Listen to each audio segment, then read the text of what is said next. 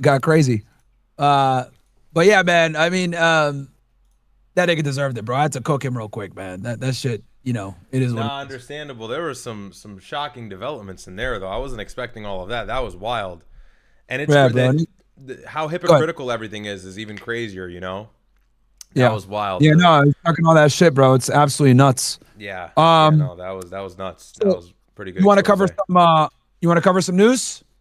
Yeah, let's get CNN. into the takeaways from Yeah, China. Let's get into the takeaways from, or really what's going on in Iran, update in Iran. Really not much yeah, development there. And then we can look at what Russia did in Ukraine, I think earlier this morning, if I'm not mistaken. Heaviest yeah. strikes that Let's they do it. saw in Give me one Ukraine sec. since the beginning of the war. I think like 600 plus drones. So lots of Yeah, stuff. let's Go do it ahead. right now. So this dropped about less than an hour ago. Trump admin versus U.S. intel on Iran missiles. Military experts weigh in. Classified assessments. This is kind of what me and you were talking about the New York Times. This was a huge article that came out. And guys, surprise, surprise. Me and my brother were right once again. We told y'all that that Pete Hegseth, Benjamin Netanyahu, Donald Trump, they were all lying when they told you guys that 90% of Iran's capabilities when it comes to their ability to shoot ballistic missiles and rockets, etc., was a lie. So here we are, guys. Ken Rose, thank you for the 2. We'll break this down and go from there. You have any chats that you want to read out real quick before we get into this? No, shout out to Ken Rose. That's it. But it's just like, we've got to maintain maturity here, but it's almost like I told you so. You want to just keep saying, I told you so, I told you so. But everybody's like, no, they're pro IRGC. They think that Iran is stronger than they actually are. Well, lo and behold, intelligence agrees with us. And intelligence has had overlap with us this entire time. Intelligence said this is a bad idea. They said that Iran has tons of missiles. They're fortified. They have a stockpile of missiles and drones. They have the highly enriched uranium that's difficult to get to. This is what intelligence has said. And then the MAG administration, completely contrary. Oh, we'll take care of everything, 4 or 5 days. So, hey, it's vindication feels good, but this isn't good news, really, in the grand scheme of things. It's not the best news, but I try to tell you guys. Yep, absolutely. Suggesting that Iran retains substantial. Thodic, thank you so much for the 20, bro. Appreciate you. Operation Midnight Hammer obliterated their nuclear program to rubble. We've degraded just about everything. They have very few missiles. Their nuclear program, such as it is, the enrichment facilities that they had before, they've been destroyed. Their military is gone. Their missiles are largely depleted. We've knocked out their missile. Oh, this is the clip I love talking that they about got this last night. compilation. I love that they got this compilation ready to go so that we don't got to track it down, bro. Thank you, CNN, for getting this. Even though I hate CNN and you guys are a bunch of progressive morons, thank you for tracking down all the clips of these niggas lying to the American public for literally since June, honestly. If we're going to be all the way honest when it comes to, Operation Midnight Hammer and the epic failure that was. So, yeah. Their missiles are mostly decimated. They have probably 18, 19%, but not a lot. U.S. intelligence has come to the conclusion that Iran, while having substantial missile capabilities damaged, they've regained a lot of those capabilities along the Strait of Hormuz, which of course directly contradicts what we're hearing from the White House. The assessment suggests Iran has rebuilt 30 of the 33 missile sites along the strait. How big of a setback might this be for the U.S.? I think it's a significant setback, Jake. I'm deeply surprised at this finding, if it's accurate. Obviously, this is all highly classified, but if accurate, good on the CIA for bringing bad news to the leadership. They need to hear it. I personally, watching the campaign, the shock and awe, having been through this many times in the Gulf Wars, was expecting kind of maybe 30% still capable, but to hear that they have 70% of their top end weapon system still viable, accessible, worrisome in two principal ways. One, threatens the strait, which we need to get open. And number two, really worrisome, threatens the Gulf Arab states, their oil and gas infrastructure. So this is not welcome news at 1600 Pennsylvania Avenue. Let's discuss with retired Army Major General James Spider Marks. He's now the head of geopolitical strategy for Academy Securities. General, thanks so much. Oh, and real quick, I got to give a shout out to Jock. He said $100. He says, Why, for God's sake, do people go after you using the name Myron Gaines, a name that is obviously your alias? Seriously, what is the nonsense? People are stupid, bro. They're just dumb. They don't understand. And I've explained my name situation a million times. Andrew Tate. You don't get along with Andrew Tate, Jock? Look, Andrew's good, man. I know a lot of people hate on him nowadays, but you can't take away the fact that he's been instrumental in waking people up on his problem. Jock says guilty till proven innocent. Very true, bro. So, let's get back to this. For being with us. So let's look at the Strait of Hormuz right now. Obviously an area of intense focus. If this assessment by U.S. intelligence is correct, how has Iran been able to restore so much of its missile sites along the strait? Well, I think a couple things, Boris. First of all, the report indicated access to the sites. So that gives you some type of, at least you should question, what does that really mean? You've got access. Do you have full operational capacity and capability? Do you have the stockpiles of munitions? Do you have the guidance capabilities, et cetera? So that becomes question number one. And question number two is, how redundant are these capabilities at those locations? Look, the Iranians have learned early on that in order to survive, you're going to have to dig very deeply and you're going to have to cover your activities. So I think through the process of targeting that Epic Fury has been able to go through, certainly that. And if you want me to pause it, bro, so you can give commentary, let me know. Targeting package has gone after those sites, but we haven't been able to do an effective bomb damage assessment. You know, the effects-based operations that we're all about, which is to conduct an operation and then be able to pressure test what it looks like, what were the results. And I think that's what we're seeing right now, that the Iranians have indicated not only are they immensely politically resilient, but militarily resilient as well. To your point, there has been evidence gathered of Iran recovering some of its missile launchers, and you see some of the dump trucks there, the front-end loader as well. So it seems like a lot of this is mobile, much of it hidden underground.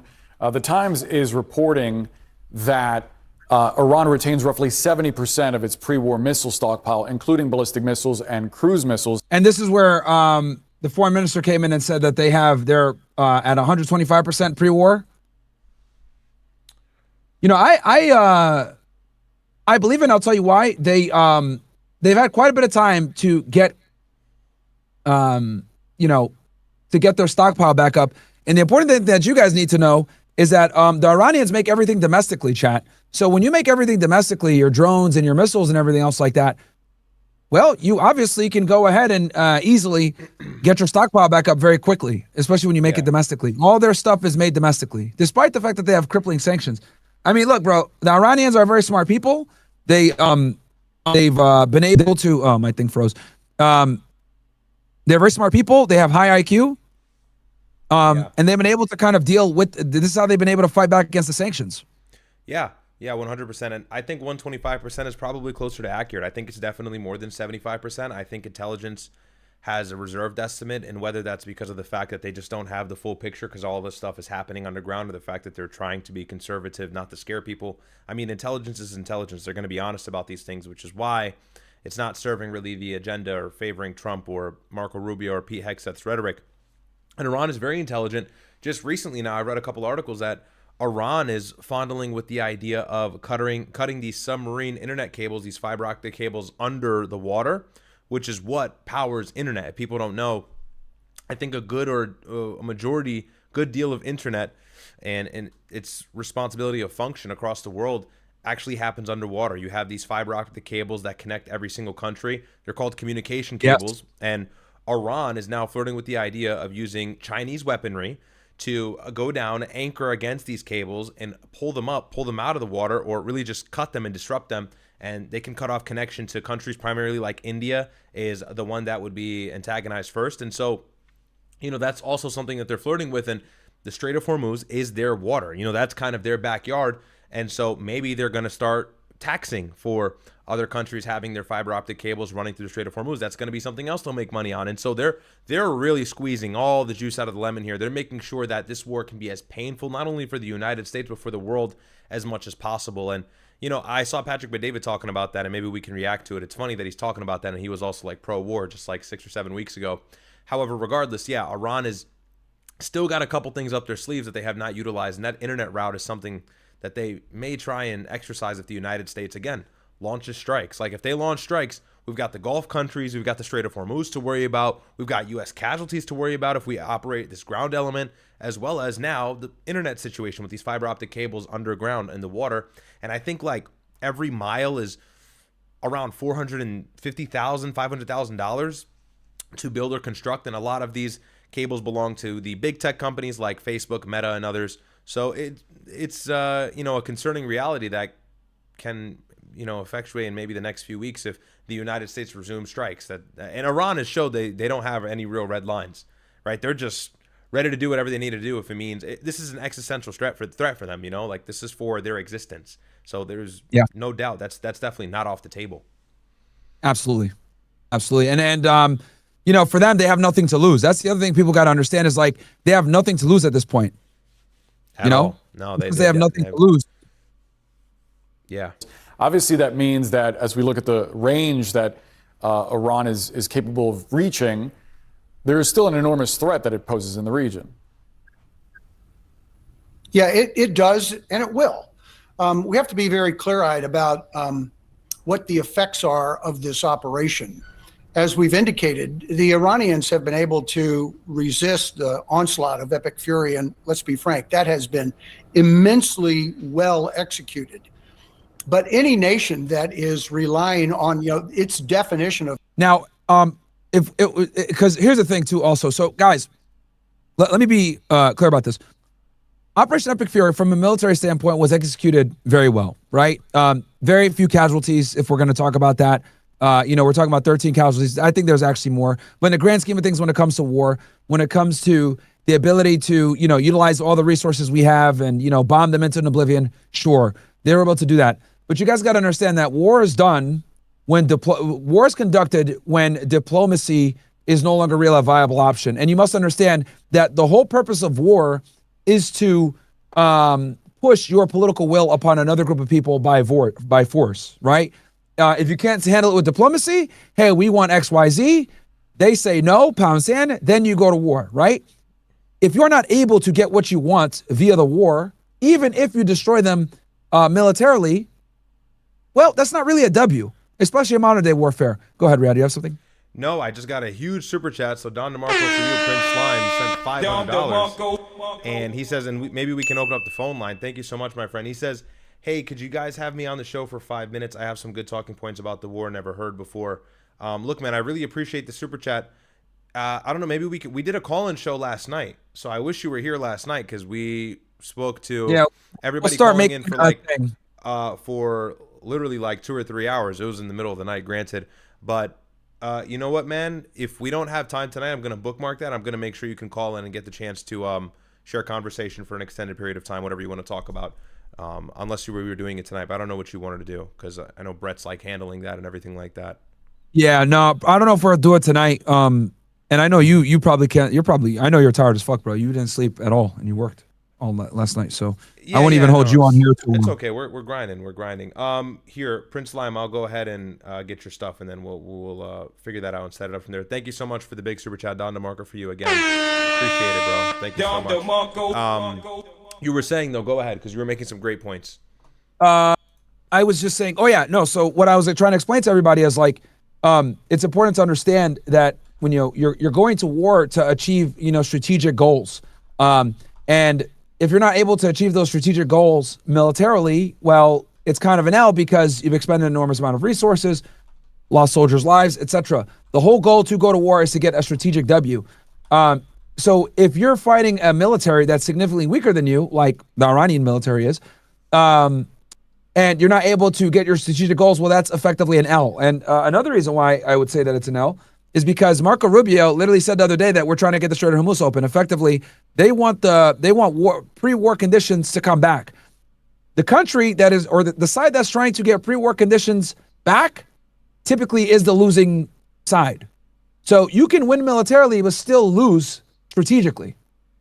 Yeah, and that seems like the crux that the dumb, dense magatards can't seem to understand. It's like inconceivable for them. It's like if they see destruction, and this is like the whole right-wing steelman position. It's like they see destruction, they see the fact that Iran is having to defend themselves, and they were, towards the end of the conflict and the bombing campaign, having a harder time keeping up than they were in the beginning. And so they see that as some like huge strategic W or military W. But I mean, it just doesn't mean anything. And we know that because Donald Trump has now opted for the economic warfare route. This has been an economic war for the last 40 days, really, or 30 days since the ceasefire started on April 7th. Yeah, we've had some strikes here and there. We hit the coastline, we hit Bandar Abbas, Keshem Island, and then Mineb. But ultimately, it really hasn't been like this kinetic strike back and forth, tit for tat situation that we saw in the first 40-ish days before the ceasefire came about. Yeah, obviously, Kuwait got a little bit of smoke with some drone attacks, I think, the other day. You had the Fujairah situation with the oil supply company, or the oil facility that was hit by allegedly Iranian drones, although they denied the ownership of that attack after like the second or third day. But, it's been economic. And that's because of the fact that Donald Trump understands Iran is now leveraging like every resource they have to make this painful for the United States. They're kind of extending their tentacles wherever they can and involving any country that may not have been involved prior. And so these are really worrisome things, Now they're entertaining the idea of cutting these internet cables in the Strait of Hormuz. Keep in mind, Egypt and the Suez Canal, they toll for those internet cables. These big companies like Meta and others, they make a lot of money. So maybe Iran's going to get a bright idea and go, we should make money. The Strait of Hormuz is our waters. It's in the Persian Gulf. We're going to start charging for these fiber optic cables underground, these maritime cables, the same way Egypt is. And we're going to make money on it. And we're going to ensure that we have something that's going to allow us to economically thrive so we can stay in an extended conflict with the United States for maybe even years. So that's really the concerning thing is Iran is good at making this attritional from a military perspective, but from a strategic perspective, they're full-blown winning. And there's not even like competition there. I can't even think of like more than 2 or 3 things that we're doing from a strategic perspective to make this painful from Iran. Somebody may bring up the blockade. The naval blockade is really ineffective. I mean, remember, 4 Sundays ago, approximately, Donald Trump had said their pipeline is going to blow up because of the lack of oil. And so the pressure is going to build up. It's going to blow up on Wednesday morning. Wednesday morning comes, nothing happens. And the parliament spokesman, Mohammed Ghalibaf, he comes out and he says, what happened? I thought the well was going to blow up. I thought the pipeline was going to blow up. And so it's like day after day, week after week, Donald Trump's plan, Operation Freedom, or blocking the naval blockade, blocking the Strait of Hormuz, entering the Strait of Hormuz, not getting help from Kuwait and Saudi Arabia, which was huge. All of these things pile on that list of strategic W's for Iran. And how long is this going to go on before somebody in the administration or somebody says, we've really got to can this, and it's becoming increasingly concerning because what did somebody say last night when we were on the call-in show? Gas is $7 in California, Yeah. So that's scary, scary stuff. People always do the fear-mongering, war-mongering, it's doomsday, get your canned food, stack up on your guns. And I will never go that far with this conflict, but I mean, this is the closest that we've been to like really an economic crisis in a long time. And I think we're entering the beginning stage or really the middle stage of what is about to turn into economic turmoil for the United States. It'll happen over time here if we keep going. So I think Hannity did an interview with Trump after he met with Xi Jinping. Let me see if we can react to that full interview, by the way. Yeah. And some really, really interesting things said by Xi Jinping as well. He spoke about this theory. I think it's called, I can't even remember what the theory was called, but he was pretty much entertaining the notion that the United States is declining power. And when a declining power that still is the number one hegemon in the world is approached by the developing power that's going to be from number 2 to number 1, steal their spot, there's going to be inevitable warfare unless the first power concedes to the second power. So Xi Jinping kind of like vaguely noted at the fact that the United States and China will eventually enter like a full-scale conflict at some point because they're going to go head-to-head for that number 1 spot in the near future. Then Trump responded on Truth Social. So we'll get into all that, but go ahead. You can play the interview. Yeah, no, I'm pulling up Hangout with Hannity. It looks like he did a couple of interviews on Air Force One, and I'll pull up a couple of things here. Okay, let me keep playing this, and we'll react to Hannity's interviews. Sovereignty is all about its position opposite to its regional partners, wants to destroy Israel, doesn't want to be a member of the global community of nations, and wants to eliminate the great Satan, us. Yeah, go ahead. Jake from Afar and Prince Lime, thank you so much again. I'm going to find your handle here. Jake from Afar says, keep up the good work, boys. Right, you're killing it. Sad to see the State of the Union, but refreshing to see a young, articulate mind that gets it. Hey, thank you so much, man. I appreciate the kind words. Thank you for the 20. And then Shrimp Paste 1692 says, love you, brothers. Keep up the great work. Salam alaikum. Wa alaikum salam, bro. Thank you so much. I appreciate that. Sagno Spray, hey, what's up? When are home prices going to crash, though? I don't know. It's not something I can give an estimate on. Hopefully soon, but that's far-fetched at this point. And that's it. All right. Cool. So this is a nation that has spent close to 5 decades. And this literally came out minutes ago. Trump on if Xi will provide military equipment to Iran.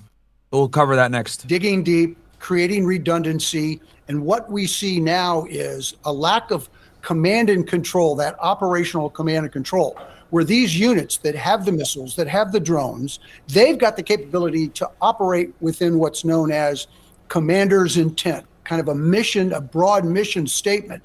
I don't need my boss to tell me what to do. He already did early on, and I'm going to continue. Yeah, they did before. That was Ali Khamenei. He did that before he died. He literally put out,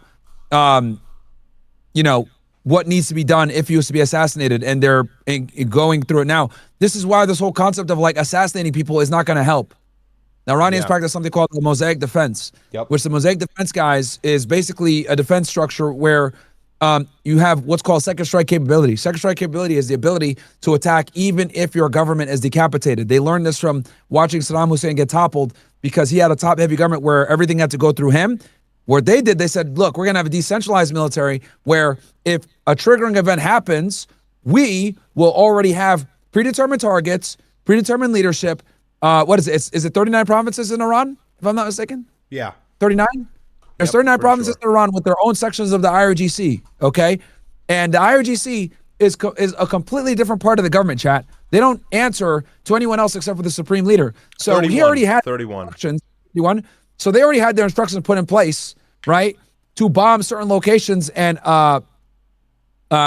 if anything were to happen, that is why when the supreme leader was killed, within 1 hour, missiles were going towards Israel, missiles were going towards, and drones were going towards Tel Aviv, Haifa, the U.S. bases all across the Gulf.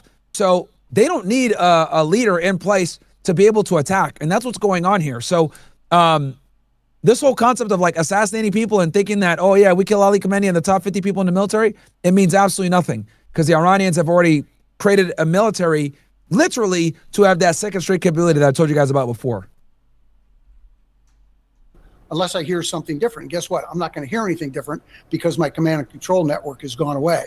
So you're going to see this type of... That command and control network is not needed, stupid. That's what I'm trying to say. Like, yo, this thing is retarded. See, this is why, guys, it's so important for you guys to watch the news with a grain of salt, bro. Because unfortunately, a lot of these guys that get on these shows think they know what they're talking about or whatever, and it's kind of crazy how me and my brother give y'all more accurate analysis than these experts. These experts don't know what the fuck they're talking about because they clearly don't understand there is no real command and control with the IRGC. It's decentralized for that very reason, so that if you do go ahead and kill high-ranking members, if you do go ahead and assassinate individuals, it doesn't matter. That does not stop their ability to continue to fight. Okay? And they had to make it this way because they're fighting against the United States and against Israel. Both nuclear armed powers, both powers that have very capable intelligence services where the intelligence services can compromise, infiltrate, and, get assassinations across. So they had to make their ability to retaliate this way, where it's completely autonomous of the structure within the leadership. Capability, resilience. Yeah, on the other side, there are indications that the U.S. has significantly depleted its stockpile of key munitions, including precision strike, THAAD, and Patriot missiles as well. What does this mean not only for this conflict, but potentially future conflicts? Well, it's conflicts where they might occur. Look, every one of these combatant commanders, European Command, Indo-Pac Command, Southern Command, all of them rely on the same stockpiles that are being used right now very liberally, have been used very liberally and effectively against Iran, the Central Command. So all of those combatant commanders go forward on a routine basis, daily, minute by minute. They evaluate their ability to execute their tasks, and it's all about their readiness posture. And a part of that readiness posture is access to the stockpiles that all of them rely on simultaneously. So we have always understood, irrespective of Epic Fury, that those stockpiles must be routinely replenished. And through the normal operations that we've conducted over the past 20 years, those overseas contingency operations in Iraq and Afghanistan, we have dwindled those stockpiles, but we continue to build them up. And what we've seen now with Epic Fury is clearly, I would state with some level of confidence, that they've been depleted. I could not quantify what that looks like, nor would I add an adjective to it. All I'd say is it's been depleted.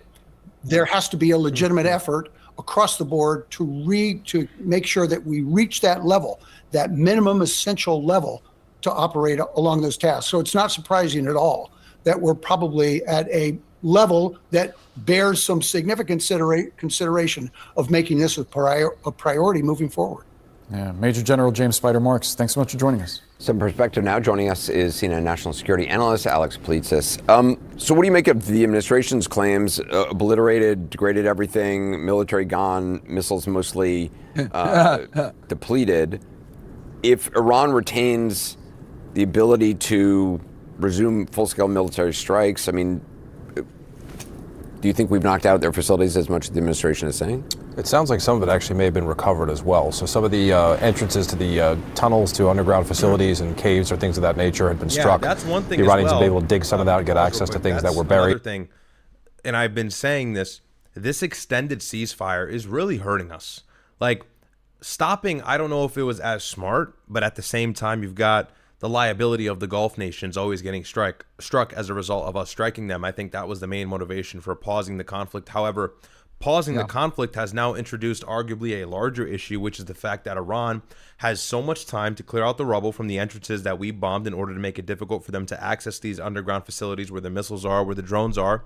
And then we've also allowed them to formulate a plan. And while they have all this free time kicking their feet up, sitting back, waiting for the United States to strike again, potentially, which is where it's leading because talks have been futile, to say the least. They're talking about cutting internet cables. They're talking about making more money on the Strait. They're talking about deeper allegiances and ties with Russia and China that they already work with closely. Now they've got routes in Pakistan for trade and other things like that. I mean, it's just like as time goes, Iran is just building the blocks and they're getting ready for another attack. They're bolstering their economy. They're getting stronger. This is not like pro-IGC, propaganda. That's what we're seeing, and as time goes and we get deeper intelligence analysis on what's happening on the ground here in Iran, we're coming to see that the more time we give them, the harder it's going to be for us to restart the war and get back to where we were, make things even worse. And then something I didn't even mention amongst all of those things are so problematic. The biggest thing that I didn't mention is their nuclear program. They might be enriching uranium to a higher level as we speak right now. Maybe they're really close to a bomb. Maybe they've already made a bomb. We don't know what they're doing. Trump tries to act like he knows what's happening.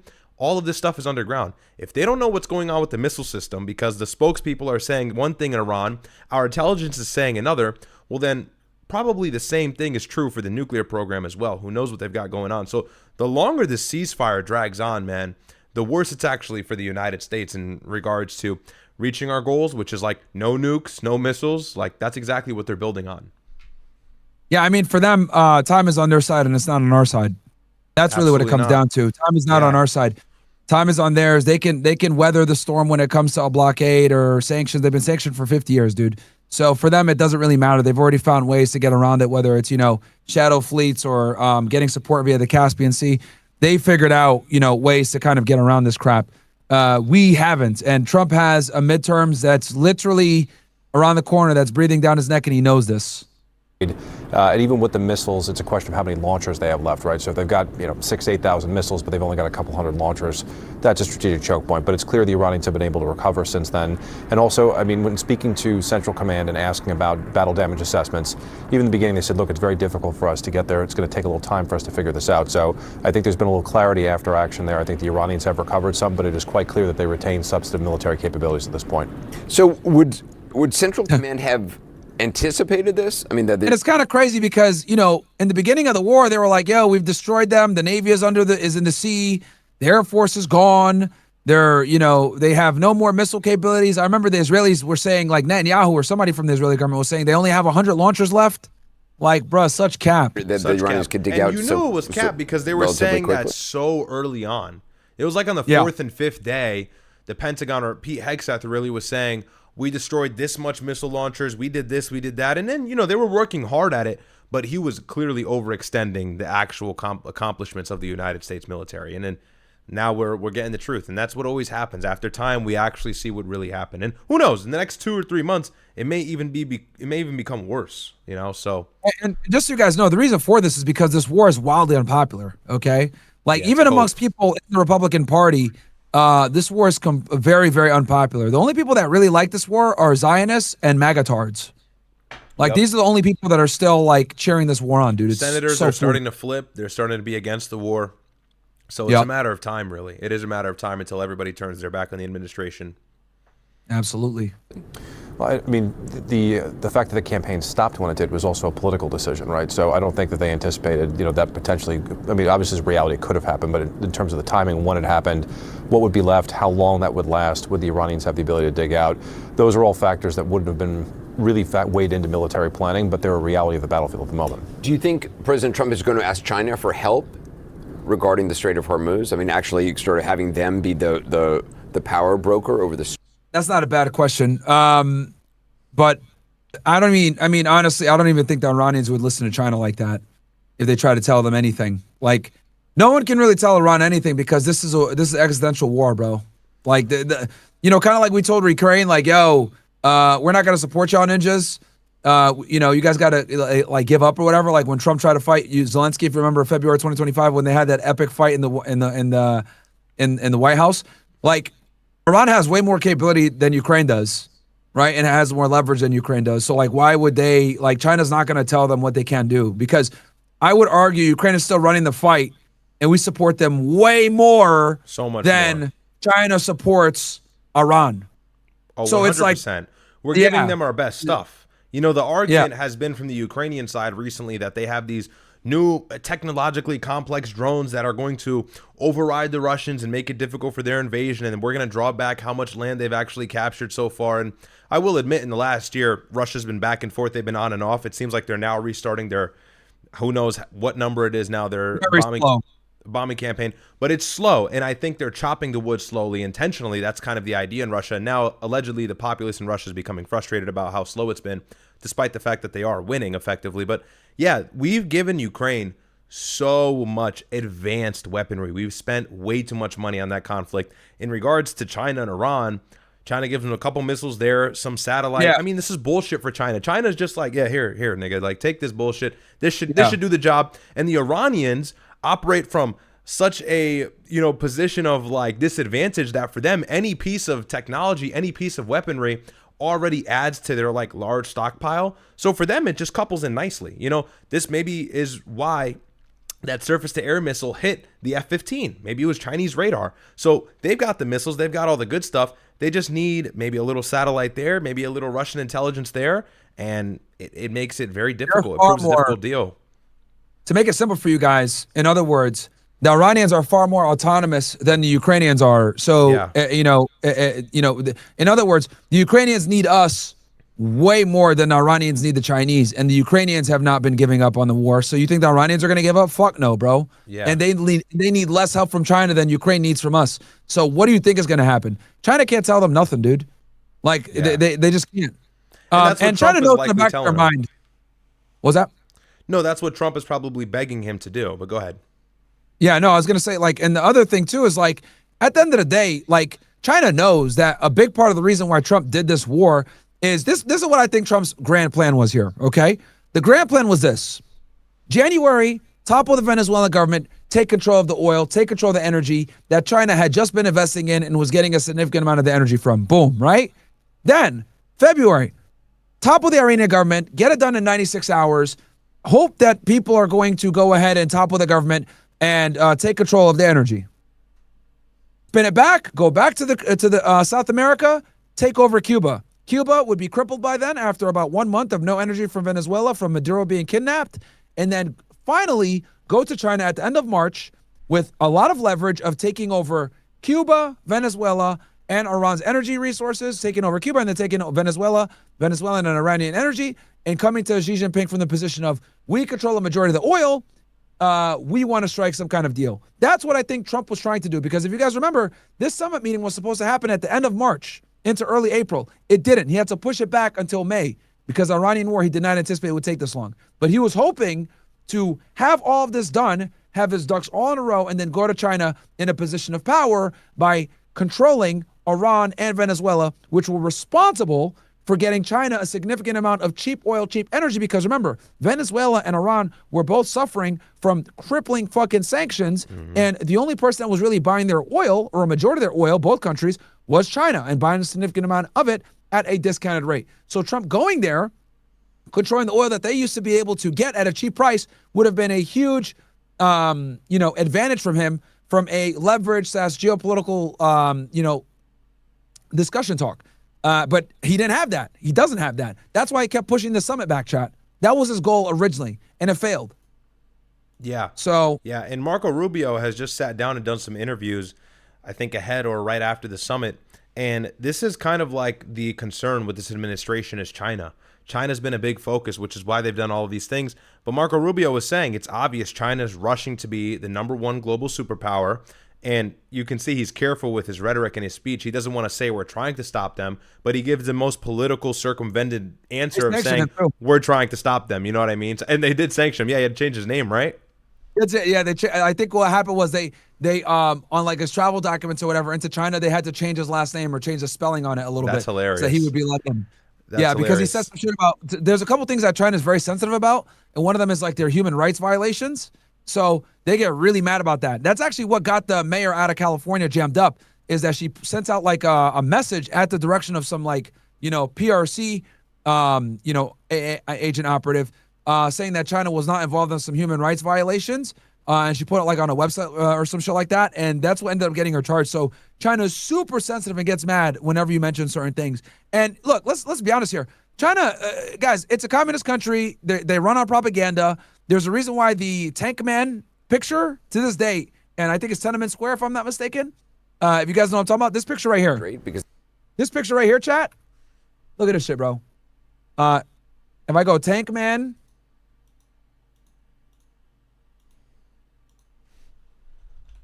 This picture is illegal in China, chat. This picture is literally illegal in China. Okay? It's an unidentified individual, presumed to be a Chinese man, who stood in front of a column of Type 59 tanks on Chang'an Avenue near Tiananmen Square in Beijing on June 5th, 1989. The confrontation occurred one day after the government of China forcibly cleared the square following 6 weeks of pro-democracy demonstrations, resulting in the deaths of hundreds of people, primarily in the areas surrounding the square. This picture is fucking illegal, dude.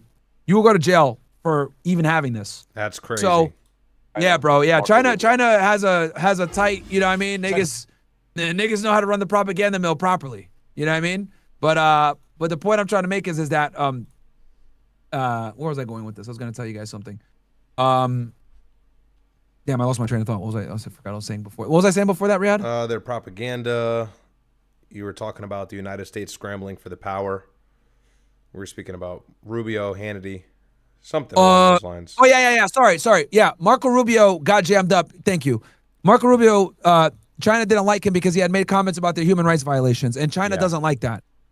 So that's why, that's a big reason why this picture is illegal. And the reason why it's illegal is because he was protesting the tanks after people were killed in a sign of protest for trying to push for democracy. So China controls information flow quite a bit. Everything is done through WeChat, right? Which is obviously government, filtered. we've knocked out their facilities as much as the administration. And it's a police state. Fox News showed yesterday they had like hundreds of cameras all around Beijing. They were trying to do some propaganda press run before Trump got out of there. Did you see that? That was hilarious. They were like scrambling to create some. I saw a clip on Twitter. They were like, "Yo, I'm surprised the Chinese government let that shit slide." It's because they were with Trump. Otherwise, that shit would have never. Oh flown. yeah, them niggas would be in jail, bro. Yeah, I'll try to find it right now. 100%. Yeah, that's one thing about these Asian countries, bro. Niggas don't fuck around. Did you see that North Korea put a law in place where if Kim Jong-un is assassinated, they're going to launch their nukes? Yeah, I saw that, and you tweeted, and your tweet went viral. Yeah, it's like a real ass nigga. Yeah, I said he's a real ass nigga. Imagine you're, not to be a Kim Jong-un apologist here, but like, let's just put ourselves in the shoes of everybody. Imagine you're Kim Jong-un. The United States has now threatened to invade Cuba, threatened sanctions on Mexico for supporting Cuba, which they've historically done, destroyed Venezuela's regime in like 2 seconds, attacked Iran in the most unprecedented, unexpected attack that we've seen in recent history, honestly. And then, you know, at the same time, he's the only other like real nuclear threat in the world that we try to worry about. So for him, he's like, yo, let me set some shit up just in case Donald Trump gets a funny idea, because he's been erratic. He's been super volatile. So that was really funny. I could pull your tweet up here. That was hilarious. You said, this is how you know he's a real nigga. Hey, yeah, he is a real nigga for that, bro. Like, because the reason why is because, yeah, like, I'm glad that you mentioned all that shit. Like, you got to put yourself in your enemy's shoes, right? Like, they're looking at it like, yo, if this nigga dares fucking, like, assassinate me, y'all are getting nuked.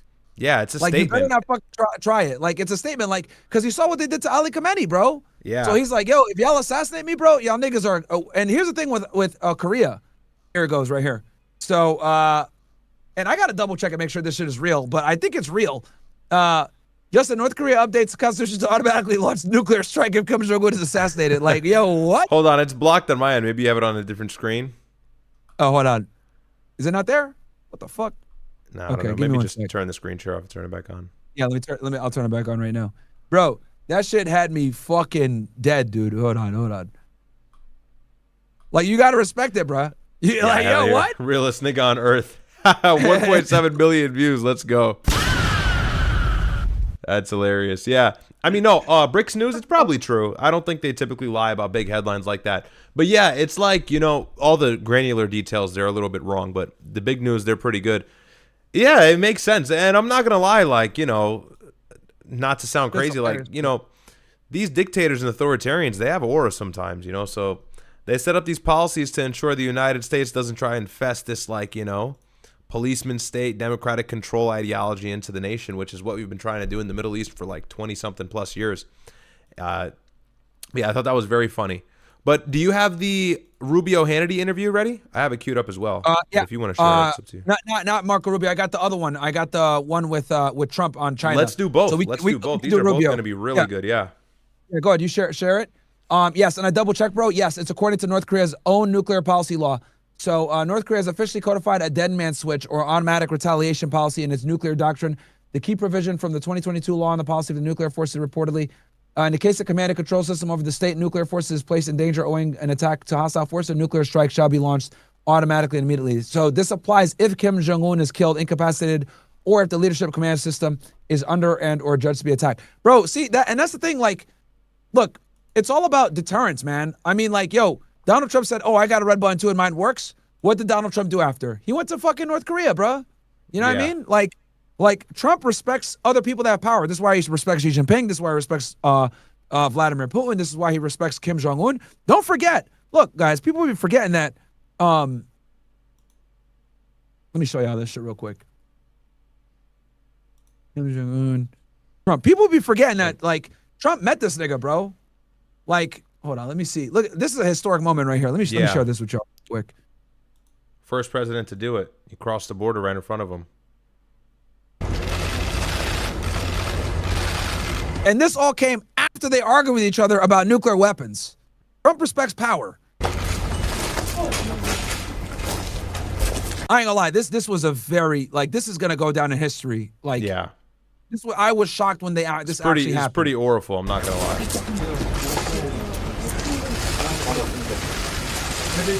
Good to see you again. Bro, you know those Secret Service agents and Kim Jong-un's protection detail, both those niggas were sweating, bro.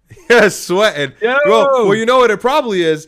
The security detail is probably terrified and nervous because Trump is going to do the handshake pulling shit, and then Kim Jong-un is going to get mad and then run to his desk to hit the big red button. No, but really, Trump does that, like, that pulling thing. I always get nervous when he shakes a world leader's hand. Yeah, he does that shit, bro. That shit is so stupid that he does. Like, it's like, yeah, it's very rude. And he does that shit all the time. Like, nigga, like, yo, okay, do that shit with France and shit, fine. But, like, nigga, when you're meeting these dictators, like, chill, man. Yeah, don't do that shit. Don't do that shit with Putin. Don't do that shit with Kim Jong-un. Like, you could do that shit with, like, Macron and everything, who no one cares about them. But these are not the guys to do that shit with. Especially this nigga. He's crazy. He's really crazy. Kim Jong-un. If there's any crazy dictator, this is one of them, so. Like, bro, like, in Korea, for those that don't know, Like, if you commit like a crime against the country, like against the state, like you don't just get punished. Like 3 generations go to jail, nigga. Like, Nigga, if you sneeze the wrong way, bro, if you sneeze without covering your mouth, your head is chopped off in North Korea, bro. Like, they don't play no games. I try to always do research on North Korea and like see what's going on. Yeah. And all the journalists there are like walking on the thinnest ice. They pull out their phone in their hotel room like, hey guys, it's 3 a.m. right now. I'm not supposed to be doing this. And it goes to tell like the North Koreans, they don't play any games when it comes to propaganda, bad press, media, none of that shit over there. Big fat frame of Kim Jong-un in every corner of the house, you know? Yeah. Yeah, and if you take it down or anything like that, it's like a crime, bro. It's like a big crime. You go to it's like espionage. There was an American guys that famously went to jail for taking down like a poster, a pro North Korea poster, a government poster, and they put him in jail and worked him and probably waterboarded him, all that. Yeah. That's a fucking crazy that he crossed the line.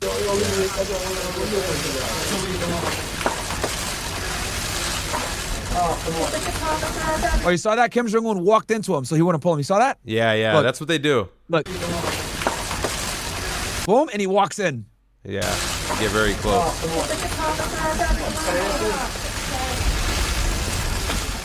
Thank you, Mr. President.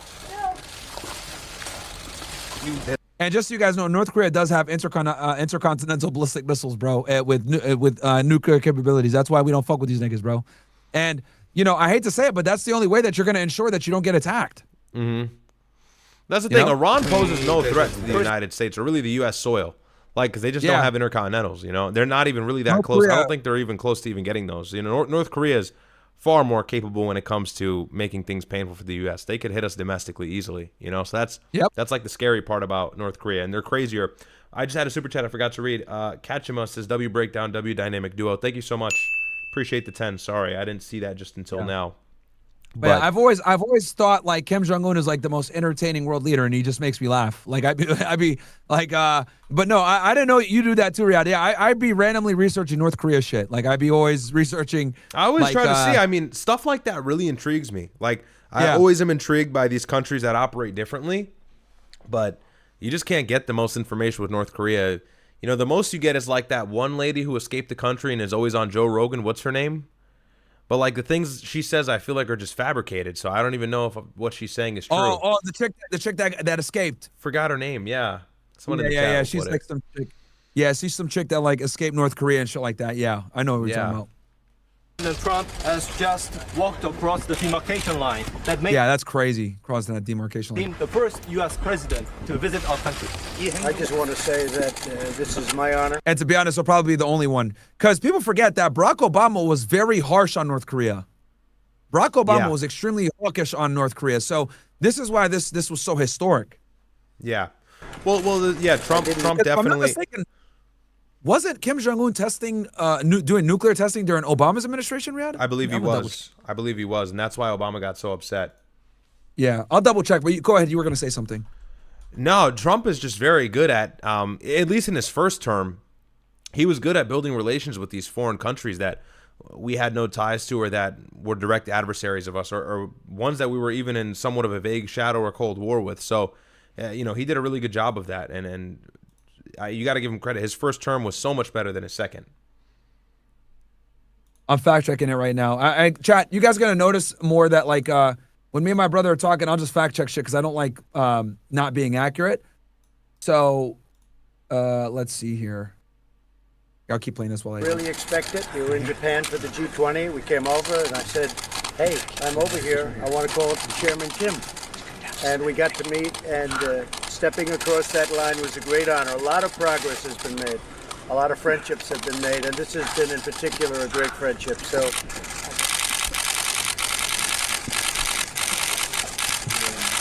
Nigga didn't utter a word. thank you, everybody. Thank you. Oh, sorry. I would invite him right now. Let's go. To the White House. Absolutely. That nigga ain't going to the White House. Yeah, nah, he won't. He's worried about. Okay, you want to do the Marco Rubio one, right? I'll end the CNN shit. We could do Trump and then Rubio. And let me read these chats very quickly. Excuse me, Andrew Niggas, nice name, says W. Byron and Myron. I love these moments. W. Y'all. Thank you so much, bro. Appreciate it. Fifth Elemental says, bro, you can't even fart in North Korea. Yeah, I know. It's crazy. Thanks for the super. North Korea hates Israel, by the way. That's from It's Leo Reaction. Yeah, they do. Yeah, they do. And for all the right reasons, obviously. Any country, if you notice, any country that does not have to kiss up to American ass or kiss the feet of America will always acknowledge like Israel is a problem state. So it's really just a matter of the ones that acknowledge Israel are more concerned about the United States and ruining their relations with the U.S. more than anything else. That's what it boils down to. Okay. Let's do Rubio first because it'll make more chronological sense. Okay, sure.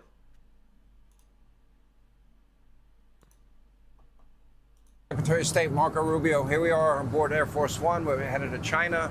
And I'm double checking this thing with the nuclear weapons. Here, let me just crank the volume up here. Critical. I mean, my first question, do you view China as our top geopolitical foe? Yeah, it's both our top political challenge geopolitically, and it's also the most important relationship for us to manage. I mean, it's a big, powerful country. It's going to continue to grow, but we're going to have interests of ours that are going to be in conflict with interests of theirs. And to avoid wars and maintain peace and stability in the world, we're going to have to manage those. There are clearly areas where they're so important for the United States that we're going to have to raise those issues, and we'll continue to do so. The president's going to continue to do so. There might be some areas of cooperation too, and we want to make sure we don't walk away from those. You know, it's interesting. The one thing the president always says, he's America first. He understands President Xi is going to be China first, Putin will be Russia first. I think having that understanding is a little bit unique, historically speaking, as if we should be surprised that they put their country above ours. Actually, foreign policy and national security matters work best when you understand that point. Every country should do what's in the best interest of their country. And then where there are areas of alignment, where what's in our best interest and their best interest are aligned, that's where you have cooperation. You heard that? Unless it's Iran. Can't do anything for your benefit if you're Iran, though. Okay, so I double-checked here, guys. So it says here, so basically, North Korea got their nuclear bomb. They got their first nuclear test October 9, 2006 under George Bush. Okay, under Kim Jong-un, the second's rule. This is when North Korea demonstrated how to work in nuclear device. They had their second test in 2009, early in Obama's presidency, and then Kim Jong-un joined. He took power in 2011. They had tests in 2013, 2016, and then September 2016, 2017. And they ramped up. So basically what Obama did was he put a heavy sanctions on them and containment and isolation, trying to get them to the table to negotiate, but they didn't. And then another thing that pissed them off was they had some escalations. Basically the Cheonan sinking and Yanpiang shelling, pre-Kim Jong-un, but during Obama. So basically, they tried to stop them and or prevent them, but it didn't work. And they tried the sanction, it didn't work. And they have a nuclear bomb anyway. So, but a lot of this did happen during later in the Bush administration, and a lot of it happened with more progression during the Obama administration. So, yeah. Got it. Okay. Yeah, so they've had it since 20. They've had it for almost 20 years. Then, so they've been a nuclear state since 2006. I didn't know that. I thought they became a nuclear state in the 2010s, but actually even earlier. Well, Trump just conceded, right? Like Obama tried to fix what he could while it was fresh, and to no success. So Trump just said, "Hey, we're not going to stop these niggas from anything they want to build. No point in even attempting to halt nuclear proliferation or anything like that when it comes to these Asian countries, just North Korea as a whole." So, yeah, it was a lost cause, and they're crazier. They're crazier. They're a rogue nation. They really are. So. But they really, and Rubio, yeah, they are very rogue. I mean, from the entire world. I think they're more reckless than Russia. I think they're more reckless than I think they're the most reckless country. Not even close. Maybe I'll be a contrarian, play devil's advocate. I feel like Russia's been really fair. I thought that they were patient with the expansion of NATO. Obviously they invaded Ukraine. Maybe that wasn't the best set of circumstances or choice that they made, but they were probably planning on doing that for years. They really got pushed to the edge before they did that. So. North Korea is in their own lane. One thing I want to say really quick too in regards to Marco Rubio, I don't know if you've noticed, I've seen it a lot on TikTok, on Instagram and stuff. I'm looking at comment sections on YouTube. There has been an uptick in support for Marco Rubio and acknowledgement of how well spoken he is, how level-headed he is, how intelligent he is. There's been like this uptick in glaze. I don't know what's been going on, But it seems like right now we're not even in the end of 26 or 27 yet. No one started their presidential election race. No one's announced that they're running. It seems like he might be the front runner out of the GOP. I don't know. I don't know if there's really much chance for Vance. Big prediction, but it seems like this guy is really going to be passed the torch, out of the GOP, because a lot of people have been glazing him recently. Yeah, I mean, he's always been and the reason why is because when you look at him and Trump speak, it's night and day. Marco Rubio is able to articulate in a much better fashion. He's able to take the president's policies and put it in a far more palatable and understandable fashion that isn't as crude and I guess lacking of detail. But Marco Rubio is a very powerful politician. People forget that he's been around for a very long time. He's been doing this, and that's what he has over Vance. Vance has got no experience. I think Vance only had 2 years in the Senate before he got promoted to vice president, which a lot of people argue was conspiratorial. He got planted there, but because of his connections to big tech and whatever. However, Marco, he's got skin in the game, and he's ran for president before. So, it's very interesting to see him in this position now. It's weird. Like, I've seen a shift with him. Like, he has been a lot more refined, a lot more well-spoken. We'll see in this interview, but if you watched his White House briefing, too, when he filled in for Carolyn Levitt, again, he was very charismatic, and I'm seeing it. Like, Stephen A. Smith is like, I got Marco Rubio. I want him to win. Like, all these guys now are chiming in. So it's interesting. And then you had that development like 2 months ago. Trump was saying the donor class is going to get behind Rubio. So yeah, who knows what happens? Who knows? Yeah, I mean, it's just because he's so polar opposite to Trump. Trump's inability to really articulate himself in an intelligent manner. So whenever he speaks, you're able to get quite a bit more clarity to what the president's trying to do when you listen to Marco Rubio. And this is kind of what I did when I was watching the campaign, when Trump was campaigning. I'd actually purposely watch a Trump interview, then I'd go watch a J.D. Vance interview, and J.D. Vance would be a lot better at kind of, elucidating what Trump is trying to say with what he was saying. Like, he would say, I'm going to end the war in 24 hours. Okay, what the fuck does that mean, though? What does that actually look like? And then I would watch a J.D. Vance interview, and he would be like, okay, we would put demarcation lines, all this other bullshit. We would create like military no-go zones. We would do this. We would, promise not to join NATO promise Ukraine can't join for 20 years, some shit like that. So he would actually go deeper into the stuff. But yeah, Marco Rubio is a superior politician. So J.D. Vance has been in the game for a long time, way more experience, obviously able to articulate things in a lot better fashion. But regardless, there's no way we're voting for him. Like, fuck that. No, well, he's still a shill, right? Like, he's got big Zion. He's got Zion money all in his pockets, no doubt. Mary Adelson, everybody's all over him. He's an Adelson like huge puppet. But no, there is no denying that he's a good politician. He knows how to speak, and he's able to be a very good mouthpiece for the administration. If I'm not mistaken, is he still the national security advisor too? He's Secretary of State and the national security advisor? No, because when they fired Mike Waltz, I don't think they ever filled Mike Waltz's job, bro. Like, let me double check, man. I think he's still acting national security advisor too. Yeah, he is. Yeah, they never replaced him with because Mike Waltz got fired for the bullshit he was doing Netanyahu, trying to egg on a war earlier.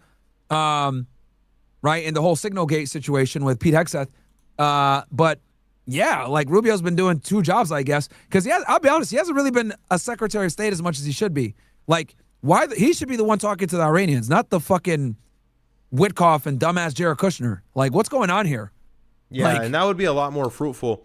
But even with the envoy in the Middle East, and J.D. Vance tried to go, and it proved useless. At the end of the day, the demands that we're making is what is halting the ultimate peace deal. It's not even who's going. Although Jared Kushner, Stephen Witkoff are definitely not the brightest people. But, it doesn't matter. If you send the smartest guy, you could send anybody there. You can send the smartest guy on the planet who has the best mouthpiece, the best orator. You give him the set of plans that Trump is asking for, he's going to fail. So it doesn't matter who comes out of the GOP. You've got to change the policies. You've got to change everything that this administration has done. You've got to untie it, make it undone. Before anybody with a brain takes you serious. But yeah, no, I've noticed there's been an uptick of support for this guy. I think he's going to be a problem in 28 for sure. And the Midnight Snack 12 a.m. says, thoughts on how the World Cup is going to... All right, Super Chat's cut off. Give me 1 second. Thoughts on how the World Cup is going to go with current events going on in the world. Remember, Iran is in the tournament. Yeah, I know Trump allowed them in the tournament. He announced that like a week or so, or like 2 or 3 weeks ago. But maybe it'll be political. I don't know. It's a good question. Thanks for the Super Chat. It's definitely going to be a little bit more politically tense than other ones, that's for sure, with all the economic disaster Europe and Asia are facing right now. So And that's where you have alliance. Okay. So let's, I'm going to end my YouTube stream here, guys. Come on over to Kick or go to my brother's stream. Riaz Report is tagged in the thing. Either or, come to my Kick or go to my brother's YouTube channel, Riaz Report, and continue watching the stream. But I'm going to end my YouTube stream here, guys. I turned it on for a little bit, but I'm getting off the JTube right now. So come on over. I'm going to end Party and X as well. So come on over and I'm ending Party, Twitter, and YouTube. We're just going to be on Kick and Rumble. So come on over, guys. I'm switching over right now. Cool. All right, we can keep going. Good? Okay. Yeah, yep. So that's where you have strong bonds of friendship. When there's conflict, that's between what they want and what we want. That's where the work of diplomacy and these personal relationships between the leaders are so critical. And there are times when some of those issues of conflict are irreconcilable. I think Iran is an example of that. The clerical regime wants to have a nuclear weapon, and the world, led by President Trump, says that's completely impossible, cannot happen. So unfortunately, there's some areas like that where it comes up. But there are areas where if we can find areas of commonality, that's very powerful and important. But we will have to manage these bilateral differences because they're very significant. And when it's two big, powerful countries, that falling apart could have tremendous significance on the global economy and on global peace. I want to get back to Aren't you excited? I'll let this play. This is my last time pausing it. Aren't you excited for every single candidate in 2028, including him and maybe even Vance? Maybe they'll turn their back on Trump because I think he can stop being Secretary of State once midterms roll around. He can step down from his position and maybe he'll just go balls to the wall in regards to running for the president in 28. I can't wait for everybody to say this war was a mistake. It's going to be like the Iraq situation all over again. Trump at 2015. Yep. We should have never been in Iran. I don't know what the hell we were doing there. It's going to be that all over again. I know he knows it. He just doesn't want to say it. Because all of these things he's talking about, like, oh, we have some commonality here, but the things that we don't agree upon are crucial. But it's like, hey, you could have got some concession if you didn't start the war. When it comes to the nuclear program, when it comes to the Strait of Hormuz, they weren't even involved like that in the Strait of Hormuz, heavily like they are now, taxing every ship $2 million. So, yeah, you started a lot of issues that are going to be very difficult to clear up at this point. So I'm waiting for this was the biggest mistake since Iraq talking point. We're going to see that in 28. Get ready. Yep. In a second. Let me stay on China. Trade, tariffs, intellectual property theft, Taiwan, their help of Iran, I think, is part of it also. Yeah, all those topics will come up. There's no doubt about it. In the case of the Indo-Pacific, Taiwan, and so forth, it's not in China's interest or anyone's interest for there to be any sort of forced change in the status quo. I think stability there is very important. We've made clear to them, that any support for Iran would obviously be detrimental for our relationship. That obviously is going to come up in this conversation. On trade, look, the United States is very clear. We have to be able to make our own stuff. We cannot depend on China or any country for that matter for 100% of anything that we need.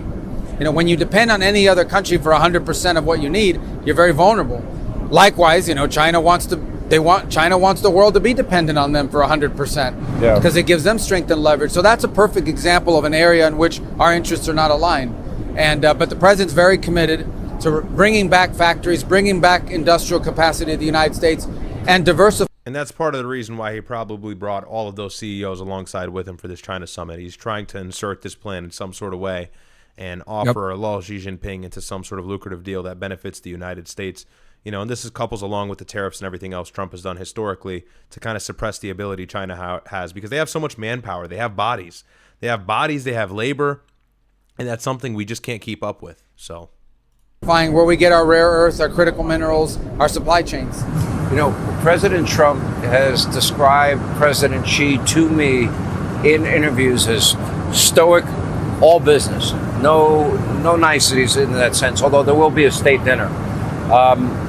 Now, I know this is your first trip to China, but not your first go around with China. Yeah. Well, look, their system is very disciplined. It's very focused. When you speak to them, they have an agenda. They go through that agenda. The president's style is quite different, but they seem to have a very good, at least interpersonal relationship, and that's important. Look, the differences between the countries remain, but the ability to manage it becomes not easy, but easier when the heads of state have a good working relationship, and they seem to. Yeah, well, I think so too. What would you say, what is your read on President Xi? I mean, you read that their economy is struggling. You read that He's isolated. You read both Putin and President Xi have a pretty high degree of paranoia. What is your read as you look at President Xi from a distance going into the meeting? Yeah, I think my read has been what I think has been for a while, and that is China has a plan. I mean, they clearly view themselves, they believe they will be the world's most powerful country. They'll surpass the United States, and they have a plan to do it. And they're executing on that plan, and I don't blame them. If I were the Chinese government, I'd have the same plan. We, on the other hand, don't view it that way, and we don't. See how he, and I have to give him credit, methodically calls out what China is trying to do without discrediting or attacking them. You know, that's a powerful thing. You know, that's a skill. So again, it's like he's a refined politician. He's highlighting what anybody would do in that position. He knows they're going to see this too, so he obviously has to, you know, he wants to take the battery out of their back, and he wants to, you know, show that he's being upfront and honest about their intentions.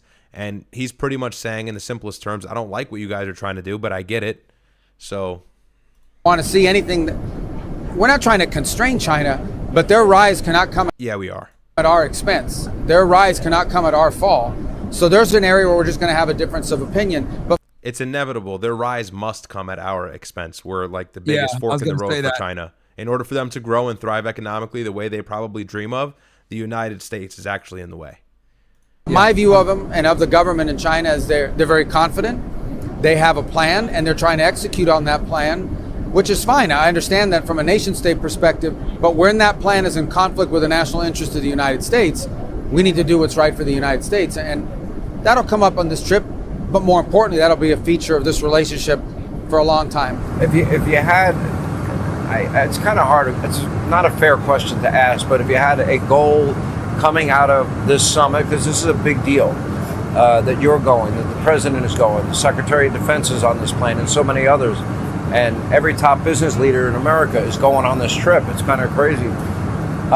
If you had a goal, what you would like, you would say would be, how would you define a successful trip? Well, I think it's already a success because we're going, and we're going to be able to talk to them as opposed to at them. You know, one thing is to exchange phone calls, and another thing is to put out messages and press releases and statements. But when the leaders are actually engaging personally, not just the president to president, but me with their foreign minister and Pete Hegseth with their defense minister and so forth, it creates channels of communication that can prove valuable in a time of potential conflict or where there might be heightened tension. So that's important. I also think, and we're not prepared to announce this yet, but there are a couple of unique areas of cooperation that we can work together on. The obvious ones are obviously fentanyl precursor production, which China, because their system can do this, can really crack down on that. That would help lower fentanyl deaths in the United States. And there are a couple other areas of international relations where perhaps we intend to talk to them about discreetly. We're not going to announce it in the media, but areas that we both share some concern over. I have a friend of mine. He's a great inventor, and the level of intellectual property theft not just impacted his entire business, but it's impacting many American companies. Big issue? That's right. An enormous issue, and one that we're going to continue to raise. Even as we try to protect our companies and our competitive advantage, we're going to raise that with them. I don't think there's any point in denying that the fact of the matter is that a lot of the advancements, not all, but a lot of the advancements you've seen in the commercial sector, in the industrial sector, in the technological sector in China is a product of intellectual property theft and or reverse engineering, which is the same thing, of our own technology. So that has to be addressed. But I also think we can't only rely on that. We have to stay ahead of the curve on innovation. You know, one thing is if you're stealing or taking the stuff that was cutting edge 5 years ago, but the things that are going to be cutting edge 5 years from now, we've got to continue to invest and push our companies to continue to stay ahead of that pace of theft and continue to lead the world in innovation. Maybe the problem is that we've already outsourced our physical manual labor. We don't build anything anymore, and it's probably not going to go back. The whole thing with tariffs, that was the goal, but obviously Trump didn't implement it with the actual goal of bringing infrastructure back. He implemented it more to, you know, as a bargaining chip for countries to, you know, negotiate. You know, they didn't really use it to bring infrastructure back, because if you were doing it to bring infrastructure back, you'd put super high tariffs, and then you'd like basically compel U.S. business owners to bring manufacture back here. But that's not what's happened. Yeah, we haven't had the domestic response on tariffs that we hoped for. You know, we thought that increased prices would motivate people in the United States to try and, finish up or bolster up that homegrown ideology of infrastructure, but it just hasn't happened the way we wanted it to. It hasn't happened the way we wanted it to. It's a good, but tariffs on paper, right? Like taxing goods and imports, like that's an American first motive. You know, I always give it its credit there, but it just hasn't panned out the way it was supposed to. Yeah, Trump used it like on paper. It's a good idea, but he didn't implement it the way it's supposed to be implemented, which is you number one, you need several years to do it. And then number two, he didn't stick to it. He used it more as a bargaining chip versus actually trying to bring trade back here. And that's with everything. You know, everything for him is like a game. It's just like, you know, Trump just throws shit at the wall and hopes it sticks. And I'm not trying to do the Trump attack, but it's true. You know, he doesn't have a legitimate political basis for his plans. He just kind of uses whatever he can at his disposal to flex power. And that stems to Trump's ideology. You know, for him, it's power. For him, it's how can I step over this guy and make him look stupid? But in the long term, that won't work for the people here in the United States. So there needs to be a thorough plan, an elaborate long-term scheme for tariffs and how it would work, what it means. And there has to be a premeditated response or plan from the United States as well. You know, Trump has to communicate that. So those aren't things that he has done, at least in this administration from 24 onwards. And, something else that's I want to interrupt this interview really quick. I saw this on TikTok, and I thought this was really interesting. This is from ABC News, and this guy, I'm not sure of his name. Let's see if it says his name here. Doesn't. But he brought up a really interesting point in regards to something that Xi Jinping said during the meeting. So let's go ahead and play this. Said something to Donald Trump yesterday that you may have missed, and it was an extremely aggressive statement about China's view that it is on the rise and America is declining. Let me explain. Xi Jinping made reference to something called the Thucydides trap. It's an obscure idea from American political science, and it seems like it might be an odd thing to come up between the leaders of two enormous and powerful countries, China and the United States. And the answer is it's Xi's way of expressing his belief that China's rise is inevitable and that the United States needs to accept, essentially, that Chinese power is going to surpass American power. And it's a way of warning that if America doesn't accept this, that war is borderline inevitable. The idea of the Thucydides trap comes from a scholar based in the United States named Graham Allison. And the basic idea, which comes from the Peloponnesian War, fought many thousands of years ago between Athens and Sparta, that whenever a rising power, in the modern context, China, confronts an established power, the United States, war is almost inevitable. And the reason why the Chinese leadership, and Xi in particular, likes the work of this scholar, Graham Allison, is because Allison argues that essentially the way to avoid the war is for the established power to accommodate the rise of the rising power. Again, in this case, China. Which we're not on board with, but it's really good food for thought. And maybe that is what Xi Jinping was suggesting, right? But we'll keep listening. Allison also had a piece just before the summit essentially floating the idea that the United States might make concessions in its approach to Taiwan during the course of the summit. So you can see why Graham Allison is popular with Xi Jinping, and you can see why this Chinese leader is summoning the ideas and rhetoric of this American political scientist to make his case to an American president that China is rising, the United States is declining, and if the United States wants to avoid war, we need to accept those facts. It's a very, very aggressive. Before we comment on it, he's not the only one to say this out of ABC or NBC or CBS News. Sorry. Several other anchors and journalists and political commentators were also suggesting the same thing. Not so as strong as him saying that the United States has to concede, but that Xi Jinping pretty much said, you guys suck and we're better. And so Trump had this long-winded response on Truth Social. I don't know if you saw this. I'll just read it really quick. It starts out, he says, when President Xi very elegantly referred to the United States as perhaps being a declining nation, he was referring to the tremendous damage we suffered during the 4 years of Sleepy Joe Biden. The Biden administration, Sleepy Joe Biden is so good, I'm not going to lie. And on that score, he was 100% correct. Our country suffered immeasurably with open borders, high taxes, transgender for everybody, men and women's sports, DEI, horrible trade deals, rampant crime, and so much more. It's true, by the way. President Xi was not referring to the incredible rise that the United States has displayed to the world during the 16 spectacular months of the Trump administration, which includes all-time high stock markets and 401ks, military victory and thriving relationship in Venezuela, the military decimation of Iran, to be continued, he puts in parentheses. strongest military on earth by far, which, by the way, makes things a lot more expensive for you guys, our military spending. Economic powerhouse again, with a record $18 trillion being invested into the United States by others. Best U.S. job market in history, with more people working in the United States right now than ever before, ending country-destroying DEI, and so many other things that it would be impossible to readily list. In fact, President Xi congratulated me on so many tremendous successes in such a short period of time. 2 years ago, we were in fact a nation in decline. On that, I fully agree with President Xi. But now the United States is the hottest nation anywhere in the world, and hopefully our relationship with China will be stronger and better than ever before. So it's obvious Trump saw all of the rhetoric that came about from President Xi saying that. I mean, what are your thoughts in regard to this whole, scholarly theory and everything like that? Of course, it's going to piss him off, but no, it's true because I mean, if you look at China 30 years ago versus where it is today, it's night and day, man. You know what I mean? Versus where you look at us 30 years ago versus before. China has had a significant increase in almost every field, right? So it is inevitable that they're a rising power and that we need to figure something out. And I think us getting involved in Middle Eastern wars is a big part of the reason why we haven't been able to progress as quickly. We've been, and I think that's an enormous amount of money into conflict versus building more American infrastructure to progress. So go ahead. No, totally right. And this kind of brings something on my mind on the spot here. Maybe this is some of what Netanyahu was suggesting to Trump when he was talking to him in the Oval Office. Maybe he was saying, look, China's not regulated. So if you go to war in Iran, we have no terrorists and China has no partner. Maybe that was some of the rhetoric. Who knows?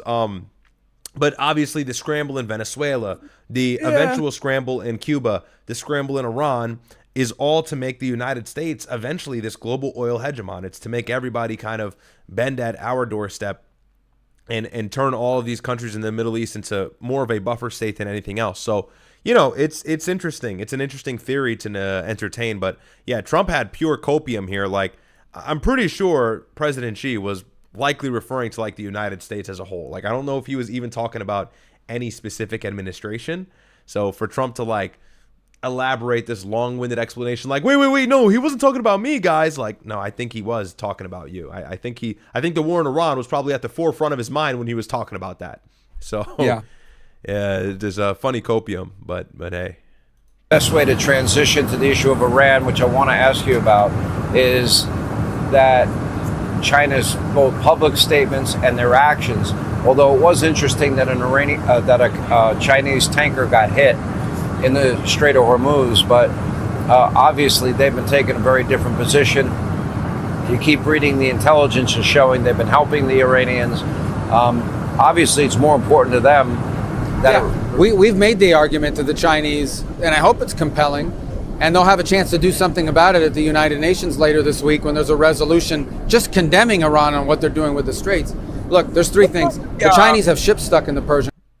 Here, let's see. After he covers this, let's go ahead and see what Trump's got to say with this whole equipment to Iran, because I want to see what Trump says too. All right. Yeah, we can just move straight. Okay, let's hear it. Let's let him finish. Now, we'll hear what he has to say. We'll see what Trump says. Sure. Gulf. Because setting up a system that says we're going to let certain ships through but others not, it's easier said than done. And you saw a not Chinese flag vessel, but it was a Chinese cargo, got hit over the weekend. I'm sure Iran didn't do it deliberately, but they did it. It happened. And so that's why these Chinese ships are stuck in there. The second is, I don't think that China, it's a huge source of instability. It threatens to destabilize Asia more than any other part of the world because it's heavily reliant on the Straits for energy. And the third reason is because China's economy is export driven, meaning China don't give a fuck, bro. Most of their energy comes from coal. Yeah, this is the propaganda. The energy they got from Venezuela was 3 to 4%. Okay. Yep. And they get a majority of their oil now from Iran that they get for a significant discount because of the fact that Iran doesn't have strong currency. I think Russia's number one they buy from for oil. Let me double check it though. No, yeah. Russia's one, and the Gulf was also a big contributor as well. But Iran has overstepped the gap that the Gulf has created because of the closure of the Strait of Hormuz. And who knows with what's going on in Iran selectively letting certain vessels through for the benefit of China versus any other country. So China's got no issue with oil constriction. That's obvious. And if it is existent, it's negligible. But yeah, what's the top three currently? I'll tell you right now. I'm looking right now just to double check. I think Russia, let's see here. Okay, so Russia's number one. Saudi Arabia is second. Iran is third. So Russia gives them 20%. That's 20% of their oil. Saudi Arabia is 14%. Iran is 11%. So Iran's probably taken that 14% now. Yeah, they've either taken know, it or Iran might Saudi be- has found a Iran way to might be number circumvent. one right now. What's that? I said Iran might be number one right now because Saudi Arabia and Iraq. So their top four were Russia, Saudi Arabia, Iran, Iraq, and then Oman. Those countries all are not able to really push oil the same way. So it's probably Iran that's number one now with Russia. They're probably neck and neck. Yeah, Iran has replaced that gap, or they're just allowing certain vessels through the strait to only supply to China, and then China's still good despite everybody else starving of oil and energy and LNG. And then also, who knows if Saudi Arabia has circumvented with pipelines to get it to China and anything else. And by the way, Iran is also utilizing the Caspian Sea in the north for trade. And so that can be another route that they're exercising as well. I saw that out of the New York Times, the Caspian Sea that Russia has always used because of sanctions and stuff like that. Now Iran is utilizing it. So what are they doing up there in the north? Which we have no power in the Caspian Sea. And then, Because it's enclosed. I think it's the largest lake in the world, and it's enclosed by, I think, 5 countries. So, like it's just outlet after outlet. It's, plan B, plan C, plan D. They've found a way to circumvent every real choke point that the United States has imposed. So this whole oil, China's getting cooked by oil, bro. And on top of all of this, like you said, they rely on coal. It's like most, I think 60% or 7% of their energy comes from coal anyway. Yeah. So their economy is fueled not by what they consume domestically, but by what they make and sell to other countries. Well, if all the countries of the world economies are melting down because of this crisis in the Straits, they're going to be buying less Chinese product, and the Chinese exports are going to drop precipitously. So it's in their interest to resolve this. We hope to convince them to play a more active role in getting Iran to walk away from what they're doing now and trying to do now in the Persian Gulf. I thought you had a lot of jobs by being the Secretary of State and the NSA, head of the NSA. Then you had to go in and become White House press secretary. Caroline is irreplaceable. I was just. See the glaze? I don't know, man. I don't want to be a conspiratorial kind of guy, but the glaze has been higher than recent. I'm telling you, there's been an extra glaze for Rubio these days. I was just a pitch. Something's brewing up. It seemed that you like. You want to do the Trump Hannity? Yeah, I could do that right now. And I'll read some chats while you pull that up. So, Sagno Spread says, thoughts on Ash Trevino? I don't know who that is. Do you know who Ash Trevino is? I have no idea. No, I have no idea. Sorry. Josie says, I think this is my friend. Josie says, 2 types of people in this world, one that watches the Drake stream, others that watch a Riyadh and Myron Mogcast. Yeah, I was gonna say everybody is covering this fucking Drake bullshit, man. Is that what it is? Is that what's going on right? All right, I'll be lower, bro. That's why I'm probably gonna we'll cover this, and then I'm probably gonna get off in an hour. We'll do Russia Ukraine tomorrow. Yeah. We'll catch up on Russia Ukraine. We'll do a little breakdown on what's going on right there and what we think will happen moving forward, because I was looking at the whole story and all the headlines with Russia and Ukraine. I think things are going to heat back up in the next few weeks. However, because it's been a big pause to that war, Russia has now started it again. However, I was wondering. I think I saw a couple people reacting to the Drake album, but I will say Drake is better than Kendrick. Just to float that out there. But yeah, let's take a look at this Trump interview. Yeah, I'll pull it up right now. I'll just read these real quick. Rhino says, you'll get Professor Jang on the show. I don't know if he wants to come on, bro. I think he's kind of scared of me. We need your full geopolitical analysis of the 3 Drake albums coming out. We don't care. Apparently, it's illegal to smile or do any of the joyful activities in North Korea on July 8th. Is that like a holiday of theirs? Marin, lots of people talk shit on North Korea, but how many J's in... Okay. Bro, that nigga Kim Jong-un got the most soulless stare, bro. Buy your bro suit. He needs to level up from cash. Riyadh already has a suit.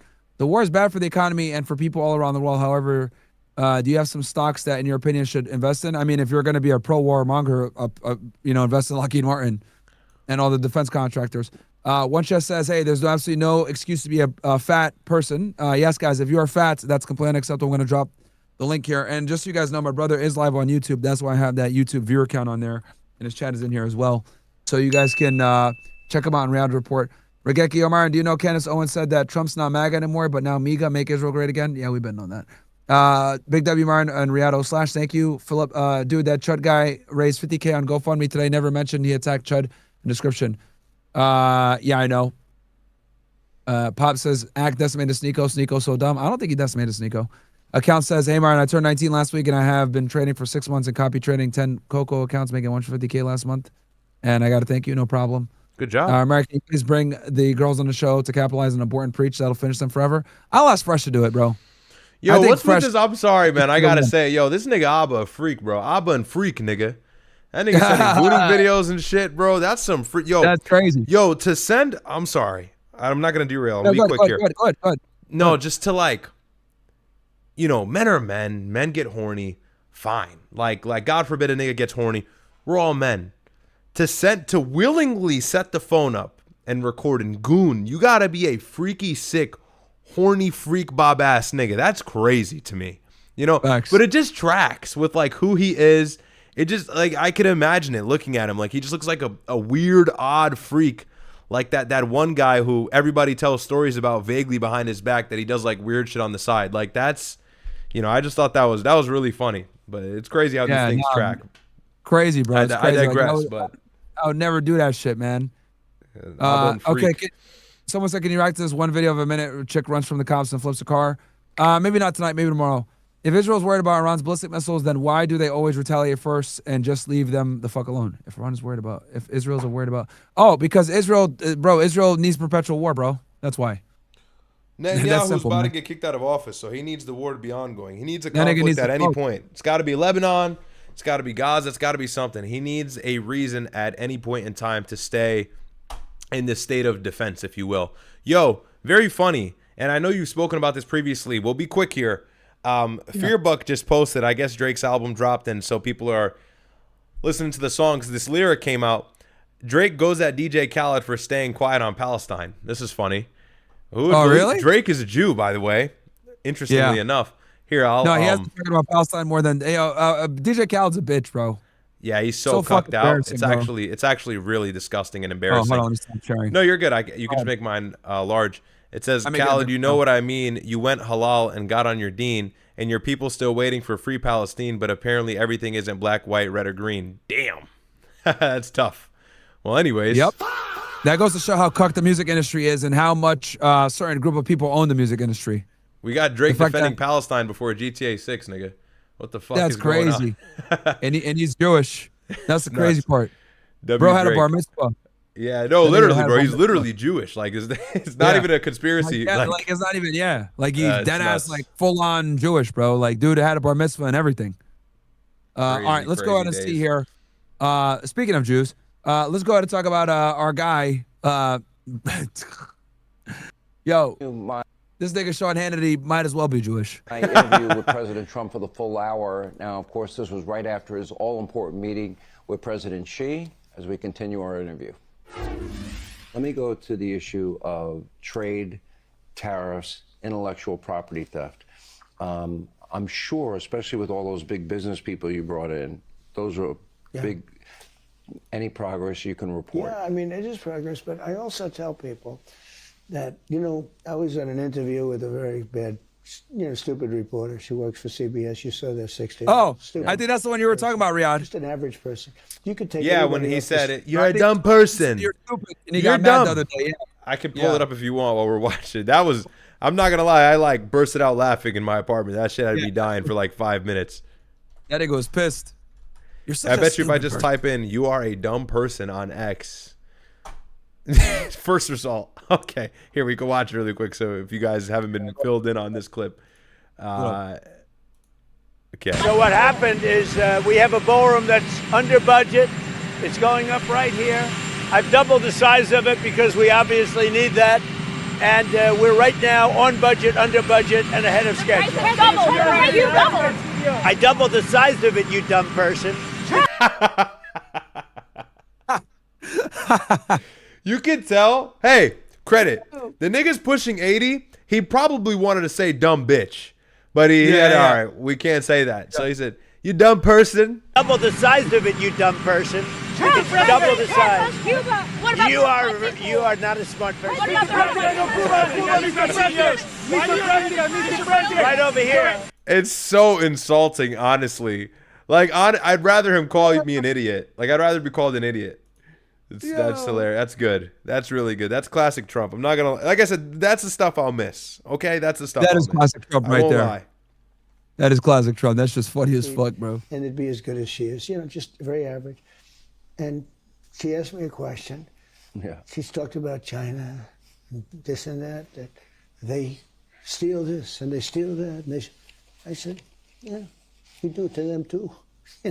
They spy on us. I said, we spy on them too, I guess, So some people thought that was cute. Other people said, you don't have to say that. I said, I sort of do. No, we do things and they do things, and that's the way it is. Now, with that being said, I spoke to him very strongly about that, and I'd like to see it taken care of. But they've been doing that for 50 years. Will we see a change? In other words, will there be an improvement with trade? Fentanyl is way down coming into the country for two reasons. The border's strong, but it's also down because they're sending less. We taxed them. I gave them a 20% tariff, and because of fentanyl, it was like a penalty. Nobody ever did that. You didn't know that probably. I gave them a 20% tariff because they're sending fentanyl. It's a huge amount of money. I actually said, the tariff is costing you $200 billion, and you make $200 million, much less, a small percentage from the sale. I think from the sale of the fentanyl. And so fentanyl is used for a lot of different reasons, but the bad reason probably outweighs the good. That fentanyl is used for a lot of, you go into fentanyl, it's used for a lot of different things, including operations, et cetera, but it's been a disaster. But as you know, I put on a charge of 20%, a tariff of 20%. Nobody else would do that. And we do well. He loves to remind people. Self-glaze is these people. Really Yeah. Trump is the greatest self-glazer ever. He loves to remind people that nobody would do that. Nobody would do that.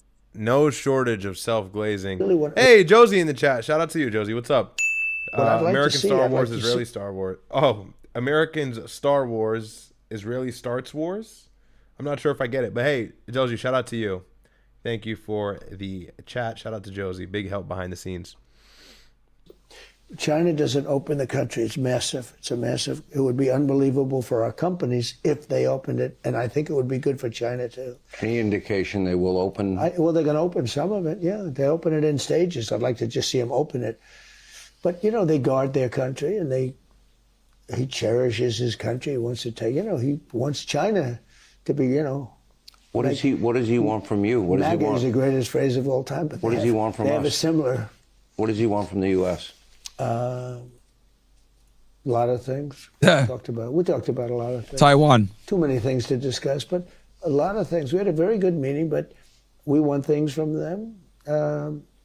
One thing he agreed to today is going to order 200 jets. That's a big thing. Boeing. 200 big ones. That's a lot of jobs. It's a lot. Boeing wanted 150. He got 200.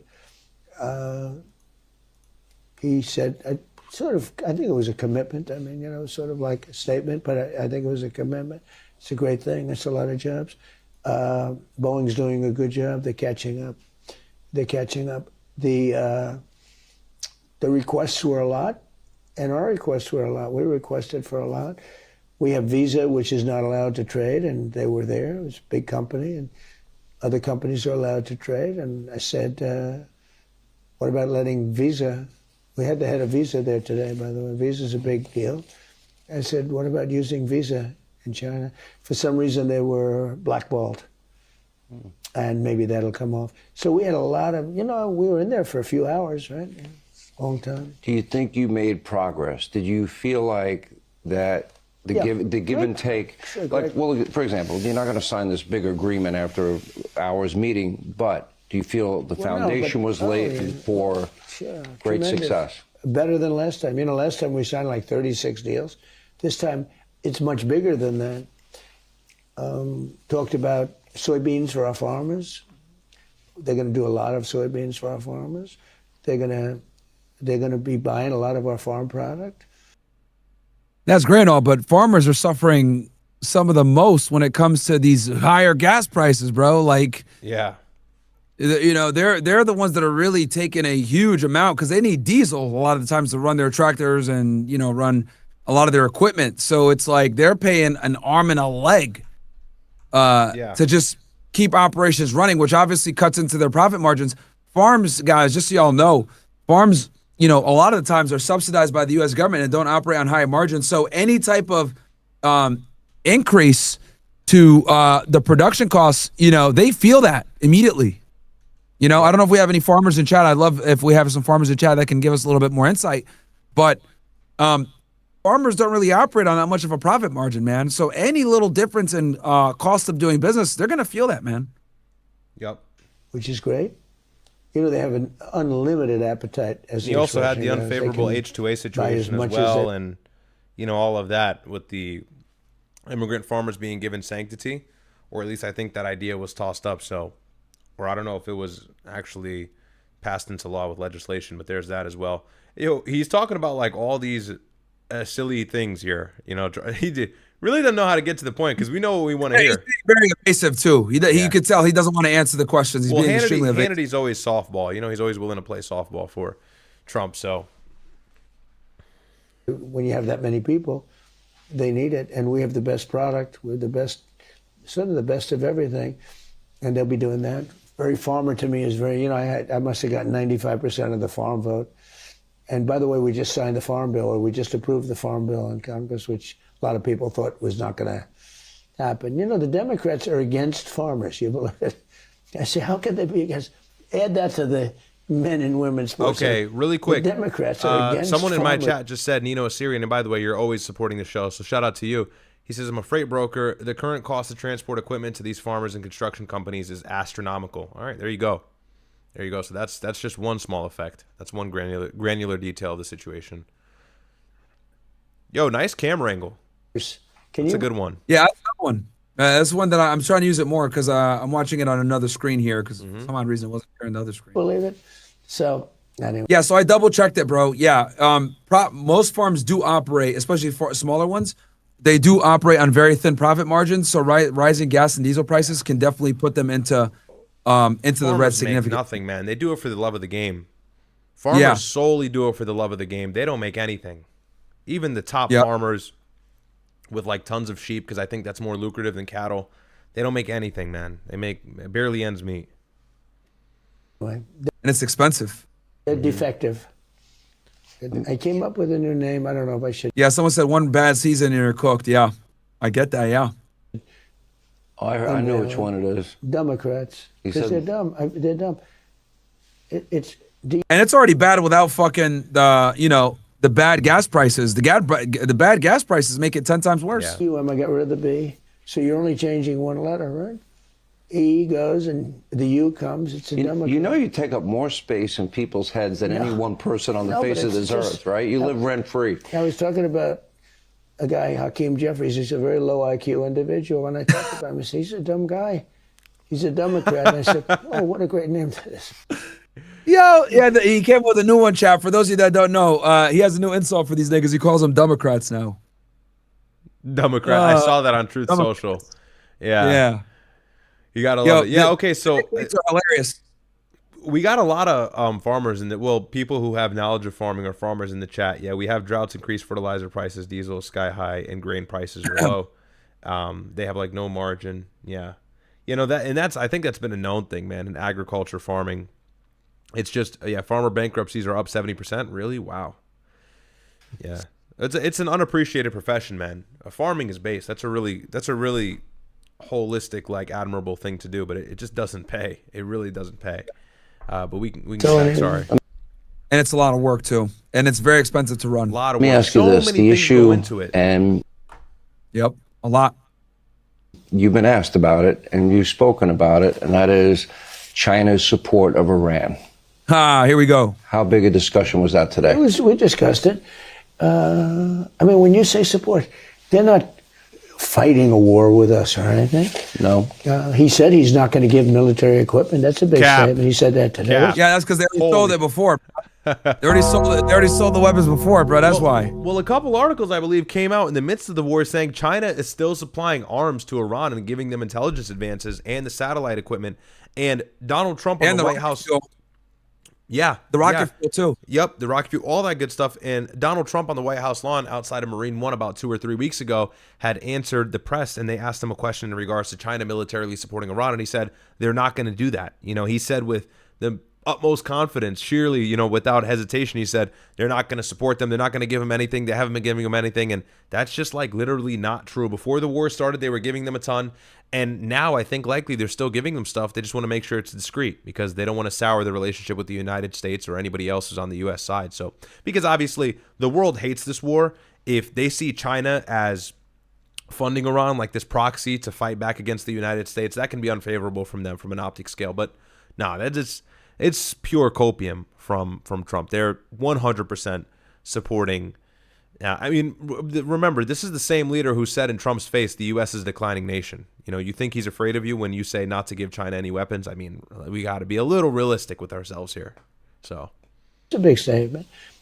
He said that strongly. But at the same time, he said, you know, they buy a lot of their oil there, and they'd like to keep doing that. He'd like to see Hormuz Strait opened. I said, well, we didn't stop it. They did it, and then we stopped them. You know, sort of interesting. Bruh. You know, you notice that the only time China actually got involved and released an official statement against the United States in this war, they had a few, but the time that they got involved was alongside Pakistan when Donald Trump gave them the ultimatum and said he's going to hit their energy plants. And obviously, I would think the reason for that is because China doesn't really care if this war prolongs so long as Iran stays in power. They know that if the energy plants are hit, power plants are hit, it really is over for Iran. We're reluctant to do that because of the Gulf. The Gulf will suffer the same consequence and result. But for China, that's their main concern because they get a ton of their oil from there. But as long as Iran can stay in the fight, you know, go tit for tat, step out, ceasefire, back in, the United States keep mowing the lawn as we've been doing for the last 40 or 50 days, China's chilling, you know. And again, they've got ships going through the strait. They've got pipelines. They've got tons of energy. They're not really too constricted or worried about this war. Maybe China's allies in Asia, people that rely on China bilaterally, maybe in some regard, will be upset about this. But China themselves, they're I don't think that they really suffer any major loss from this war, at least one that is noticeable. It's all negligible for them. What would you say? No, I agree. I agree with that. It's not, they're not suffering as much as the rest of Asia when it comes to this conflict at all. And we know that Chinese tankers are getting through. They're still getting business done. So if there's any country that Iran is going to make sure doesn't suffer through this, it's going to be China. Yeah. They've got their back. He said, you know, it's sort of, if they stopped it, then you stop them. But they'd like to see it opened. But they actually closed it. He didn't like the fact that they're charging tolls. I don't know if they are or not. I don't know who would pay them. I mean, where do they put the money? The country's decimated. You know, they're charging tolls. Where's the money going? They're rebuilding the country, bro. Do you think President What Xi do you mean? and Where are they China putting the money? In their have the pockets, ability- nigga. In their fucking pockets. What are you talking about? I don't know where they're putting the money. The country's decimated. Shut up! Like, what are you saying? So silly, man. So silly. Again, but you got to remember, he's saying this because this presumes that you believe all the other shit he's saying. Yeah. You know what I mean? Yeah. He has to. For their retarded Fox News audience, like me and you watching this, like, what? This nigga's just capping. But to the retards, they're like, yeah, they decimated them. Yeah, like they don't even have banks to put the money in. What are we talking about here? You know, Trump is right. I don't know who the hell would pay these Iranians. I wouldn't pay them a damn dime if I was passing through the Strait of Hormuz. No, nigga, they're paying them, nigga. They want to get the fuck out of there. Especially after the last week turmoil. You saw U.S. vessels got chased out of the fucking strait by speedboats, Navy destroyers getting chased out of the strait, coastline getting bombed, UAE getting hit, Kuwait got drones in the sky. These niggas don't want to be there. They'll pay money to get out, you know? So and Japan already struck a deal. No, they're paying. They're paying. And that's what we heard from the Action Committee hearing with Pete Hegseth.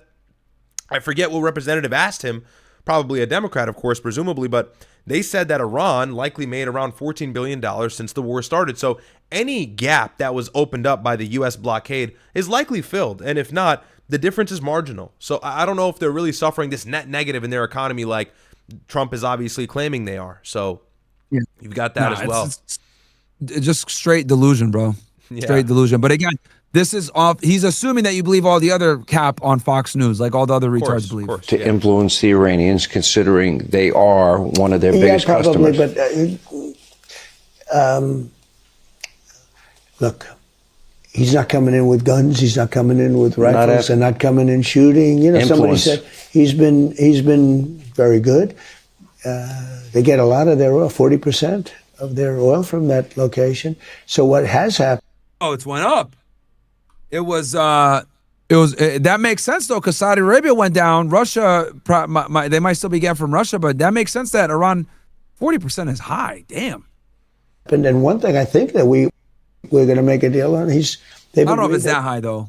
Want to buy oil from the United States? They're going to go to Texas. We're going to start sending Chinese ships to Texas and to Louisiana and to Alaska. And I think that was enough. That's a long trip, nigga. And they're going to be bullshit. buying the oil at full price. not Fuck buying out of that. here, bro. I'm not buying They're that. not buying it. There's a They're reason not people buying don't that. understand. The United States suffers at the attempt of being the global oil hegemon for several reasons, but one of the most simple reasons, plain on paper in your face, is geostrategically where we're located. It doesn't work. Okay, these ships are slow as hell. I think they top out at like maybe 20 miles an hour, a lot of these big oil vessels, and they've got millions of pounds of goods and oil and everything else. It's so much more logical for oil to be drilled and extracted from the Gulf nations and the other nations in the East. That is very far. You know, we deal with oil in regards to, you know, getting oil from Canada. There's one other country I can't remember right now, South America.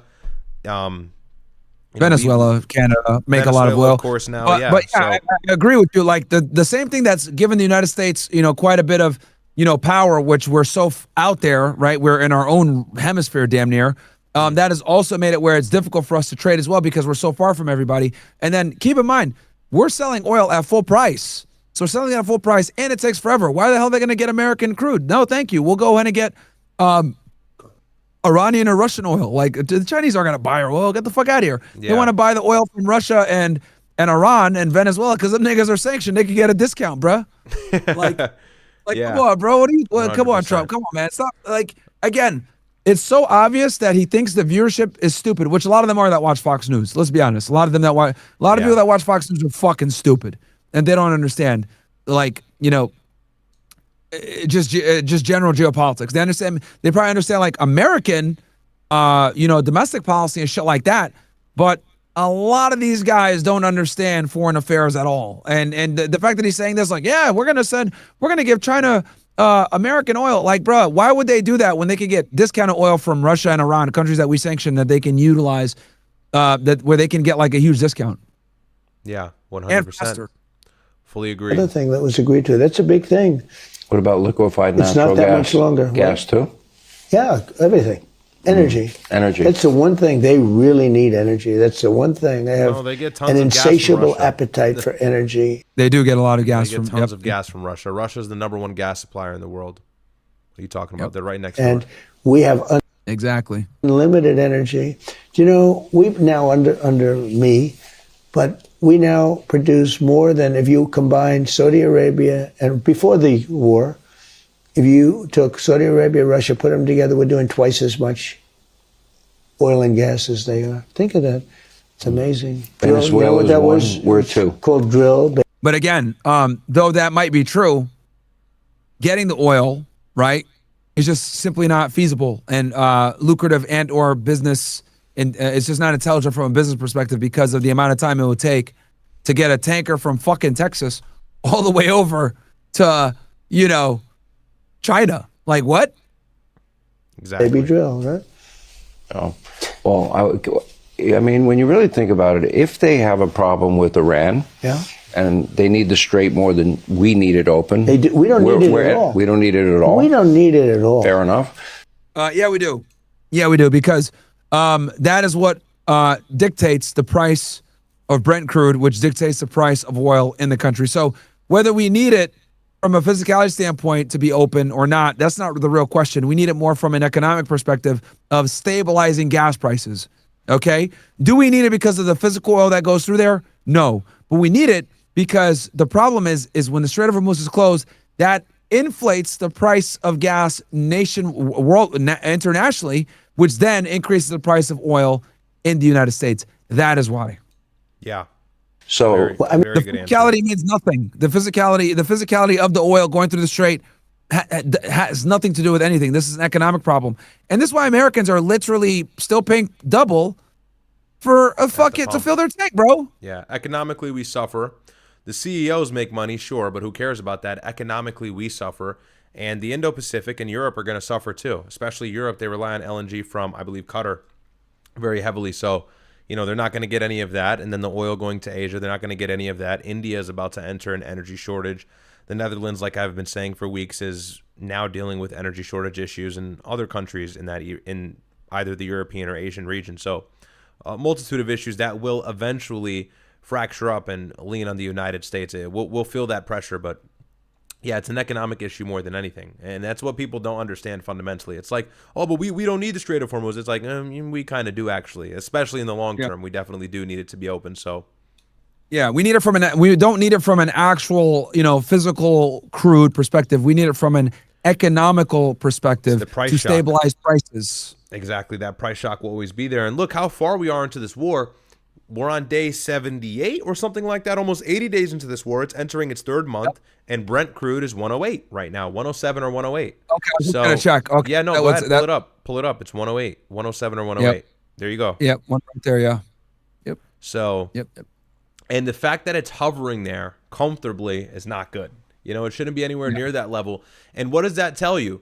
This is all with the fact that Russia just hit Ukraine again. This is all with the fact that the ceasefire is ongoing, but we're still delivering strikes in the Strait of Hormuz as of last week, and the ceasefire is very fragile. What happens when a full-on war breaks back out? Or we're going to be chilling above 120, no doubt. And this is why the experts and the economists all said oil will, at some point in this conflict, probably get close to that 200 mark. That's not what we said. This is what the experts who study this field, study the subject matter, have said about the conflict and the war as a whole. So you could make the case, like, why are we're doing it to help Israel and to help Saudi Arabia and to help Qatar and UAE and, Kuwait and other countries, Bahrain. It also helps China. And I told them today, I said, we're helping you. And we're helping you in another way because I don't think China wants Iran to have a nuclear weapon either. I said, I don't think they really they're stone cold crazy. You don't need them having a nuclear weapon either. What did he say? Well, he's not going to respond too much. He's a pretty cool guy. He's not going to say, "Oh, gee, that's a good point." I think he might. What's he going to do? What a wonderful point. You think he agreed? Yeah, I think that was the impression. I don't think he wants them to have. No, he would like to see it end. Duh. But he's been good about it, But that's on you. Hasn't done anything hostile. They get discounted oil from Iran. Here's a thought, because if Sean Hannon. Okay, Sean. Wait, going to expand trade, and it's going to include benefits for our farmers, and it's going to include manufacturing and all those top CEOs and executives that you brought into that meeting that they didn't expect. I would imagine that there probably is a deal to be had on the energy front, which would be great for our country. So I told him I'd love to see you buy oil from Texas and Louisiana, from the United States, Alaska. We've got so much of it. And he said he likes the idea. He'd like to talk about that. I think it'll happen. Yeah.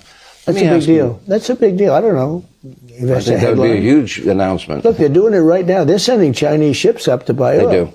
So we're doing, and I don't like talking about it because then the fake news media says, Trump doesn't talk about the fact that somebody's paying 2.5 from, I had it down to $1.85 in Iowa a gallon.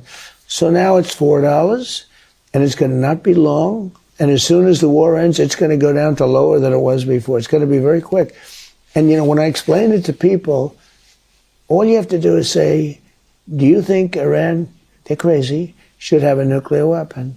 Everybody says no. I said, well, then you think I'm doing the right thing. And I have no choice. The sad thing is that we had just broken every record on the stock market, as you know. I thought the market would go down 20, 25 points. It didn't.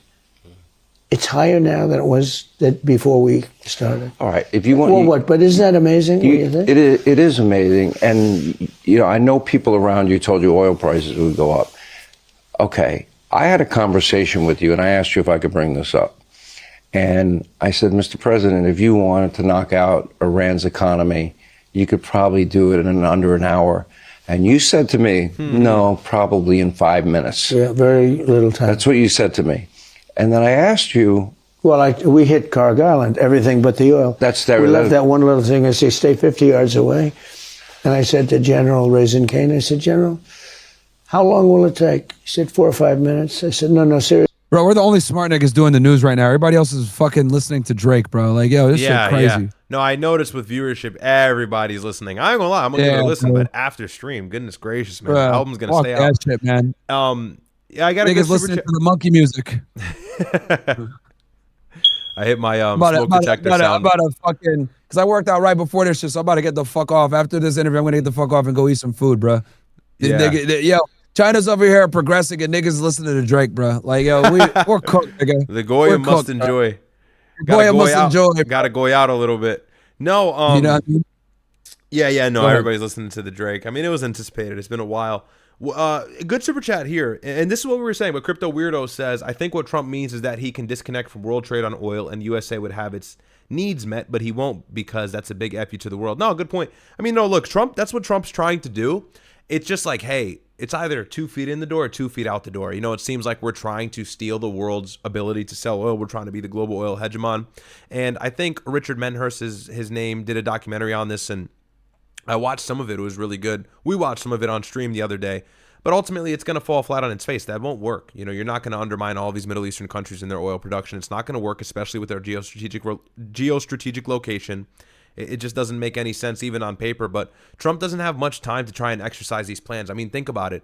Trump wants to be this big global oil superpower. He started a war in Iran. He took over Venezuela. He's going to probably take over Cuba. Marco Rubio is obsessed with that idea as well. He's going to lose in midterms. All right, that's something no one's talking about. In November, MAGA is not going to have nearly as much legislative power as they do now. So Trump has got to make all of these things work while keeping global oil at a reasonable level before midterms, while making sure the Gulf countries don't suffer before midterms. I mean, if that's his agenda, he's got no time to make it work. I mean, guys, remember, we're approaching June.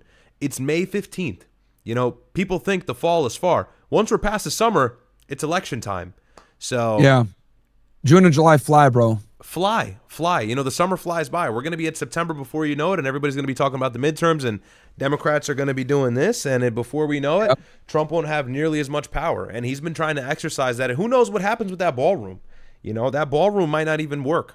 I mean, they've started the construction, but the judge keeps halting it. So, Seriously, how long? I figured he'd say a day or 2 days, a week.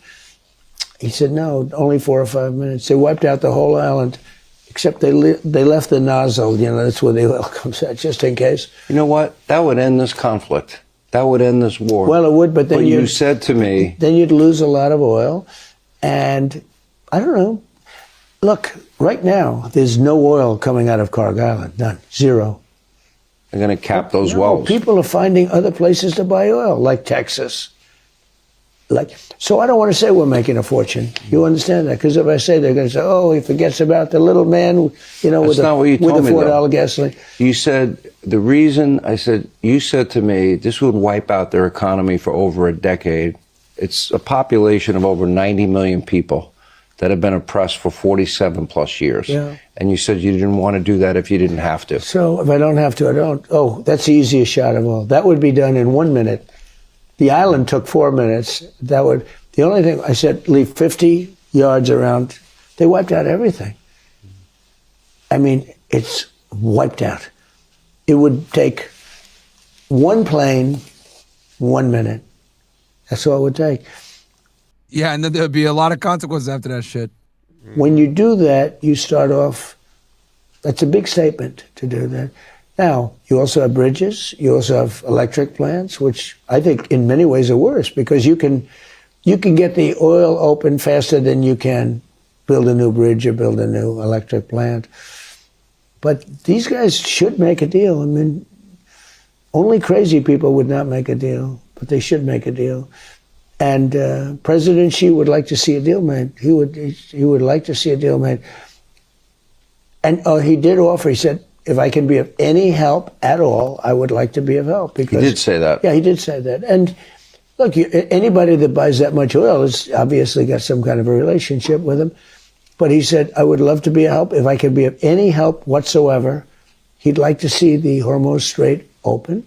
He said, if I could be of any help whatsoever, I would like to help. What has complicated things probably the most is the top 3-tier leadership is wiped out. It's gone. Now you have a fractured leadership. Yeah, but I think we have people that are leaders. I think they're much better than, I think they're much more reasonable. You know, if you talk about regime change, that's the ultimate. No, I said, that is serious regime change, right? He's saying that they got more reasonable leaders again. Is he When we know that insane? more, bruh. Is he out of his mind? The more reasonable leadership, yeah. The son of the martyred father who has historically been known to be far more extreme than his dad. Okay. Very funny. And by the way, Trump's talking about he wants them to make a deal. So just to keep in mind, guys, and we spoke about this yesterday, but as a refresher, Iran's pretty much got 4 or 5 points that they're not willing to concede on in regards to enter a second round of talks with the United States. This is from Fars News. It is ending the war on all fronts, compensating war damages. So you want to share it on screen? Share it on screen real quick, so I can pull it up. Is that breaking news that just comes in now? No. This is from May 12th. This is what Iran has left on the table for the United States. They said take it or leave it. So here you should be able to. Oops, wrong screen. I'm gonna make it big on my side so they can see it. Yeah. Okay. So go ahead. Trump's talking about the peace deal. So Iran won't enter a second round of talks with the U.S. unless 5 points are met. This is by rerun, but this is from Fars News. So it's ending the war on all fronts, compensating war damages, releasing frozen assets, lifting of all sanctions, and this one, the final one, might be the worst of all, recognition of Iran's sovereignty over the Strait of Hormuz. So we'll leave them more powerful than we found them, effectively, is what they're asking for. And there's just no way there's going to be any sort of concession from the United States on any of these points, especially this final one here, because we can't allow that to happen. So, yeah. I mean, they want the war ended on all fronts, but that Israel's not going to allow that. Yeah, Israel's not going to allow it. And even then, with the war ending in Lebanon, let's say that happens again. If Iran continuously asks for control of the strait, it's just over. You know, no one's going to give them that. So that's the biggest concern. That's the biggest thing that I see halting the war. But it's like, you know, Iran's kind of got middle ground. That, like, I could see a middle ground where, like, if, you know, again, if me and you went there, we'd end this shit in a day. Look, we'll give it to you for a year, right? And we slowly, you know, lower the toll price. You know, you guys can toll certain vessels more than others, whatever. But, like, up until that's how we get around paying them reparations. Go ahead. No. No. That's what I was gonna say. You just you slowly decrease the price of the tolls. Yo, you just brought up a great idea. We go to Iran, you and me, right? Red ties, black suits. And we sit down with Abbas Araghchi, Mohammed Ghalibaf. 1 year of control of the Strait of Hormuz, right? For the next year, next 365 days. After that, it goes back to the way it was. And from there, we slowly work on releasing sanctions. And maybe we'll include some reparations in there. I don't know. That's a little crazy. We slowly work on releasing sanctions after the year is up. But the sanctions being released are contingent upon you letting go of the strait. We'll give it to you for a year because of the damage that was done, we'll admit. And the money you make on that can fill the gap of reparations. And then with the enrichment, you have 5 years at 60%. After that, you must downblend. And you must get inspections by the IAEA. Or you can start getting inspections now, but you must pause your enrichment. For the next 5 years, you cannot go anything above 60, not even 61, 62. You can't get any closer to weapons grade. We'll let you hold on to it for the sake of security because that's your guarantee we won't attack you again. And after 5 years, you got to downblend. Tell me that's not fair. Yeah, no, that's and then we say, the look, strait no for a year is a little stockpiling. crazy, but go ahead. Yeah, no stockpiling. You know what I mean? We'd give them basically we'd give them a better JCPOA. We'd relieve sanctions over a period of time. We'd have to give them obviously the congressional. They'd want it. You know, no aggression ratified by Congress, which is fine. We can do that, but that would be on a contingency that they don't enrich past a certain point. And if they do, then obviously you can snap back the sanctions and everything else like that. But yeah, I mean, dude, this is a very easy problem to solve. So easy. But, there's many ways to go about it. There's so many. But the problem is that the reason why we can't actually negotiate good faith is because you got Israel, who is the pariah, who will not stop the war in Lebanon, will not give the Palestinians any type of sovereignty, and that's where all these problems come from. You have to solve the Palestine question first. This obviously we'd go to Iran and negotiate this, assuming we deal with the Palestine question, which would simply be Netanyahu, you are going to acknowledge the sovereignty of the Palestinians. You're just going to create a one-state solution. All of them are going to get Israeli citizenship, bro. Stop crying. Okay, we'll let you have 51% representation, so you can still claim it's a Jewish state, but in the Knesset and within your government, and we can even make it where the prime minister always has to be Jewish. Fine, okay, but you need to have some Arab representation as well to ensure that everyone is treated equally. But we can make it where the PM can only be Jewish. Whatever, but you're gonna have to negotiate and figure this out. Otherwise, we're not gonna support you. And once you figure that out, you create a one-state solution. Bam, Hezbollah, Hamas, Houthis. Do they really need to shoot rockets into Israel anymore? Not really. That right there is already one of it gone. Yeah, that right there defangs the proxies with peace. But the problem is that we allow Netanyahu to keep this ridiculous ideology of we're never going to give the Palestinians any type of sovereignty. Well, if you don't do that, then you're not going to fix all the other problems. Never. And Never. let me show you this. It all stems from the plight of the Palestinians, 100%. It all stems from there. You said you had some chats you want to read? Go ahead. No, I don't. Oh yeah, I have one. When are you OX Legacy? Thanks for the 5. He says, when are you coming on to Kick? YouTube doesn't notify me you're live. YouTube. I don't know why. It notifies my friends. I always ask them to test. You got to make sure you click the bell, bro. Yeah. You guys just click the notification thing. You should get it because I get it on my own phone sometimes, and my friends tell me they get the notification as well. Sometimes it doesn't though. YouTube is weird like that. Like it picks and chooses when it wants to give you notifications. So just make sure it's on, and it's really a matter of luck. But I will say, while everybody's here, my schedule moving forward should be like me and Myron will really like tighten it up or whatever, but is Wednesday, Thursday, Friday, and either Saturday or Sunday, one of the 2 days on the weekend. Like you mean Tuesday, Thursday, Friday? No, Wednesday. Or I don't do Tuesdays. Oh, okay. Yeah. Or that's do after. Yeah, that's what I'm thinking. So maybe and this is what we did in the beginning: Thursday, Friday, Saturday, Sunday. But pretty much, guys, on a weekend or the end of the week, that's where you can expect to find the stream. But it's a work in progress. Okay, work in progress. But anyways, you were going to. I don't have. Yeah. So look at this. This does. I think they're much more reasonable. If you talk about regime change, that are leaders is wiped out. It's gone. Now you have a fractured leadership. Yeah, but I think we have people that are leaders. I think they're much better than.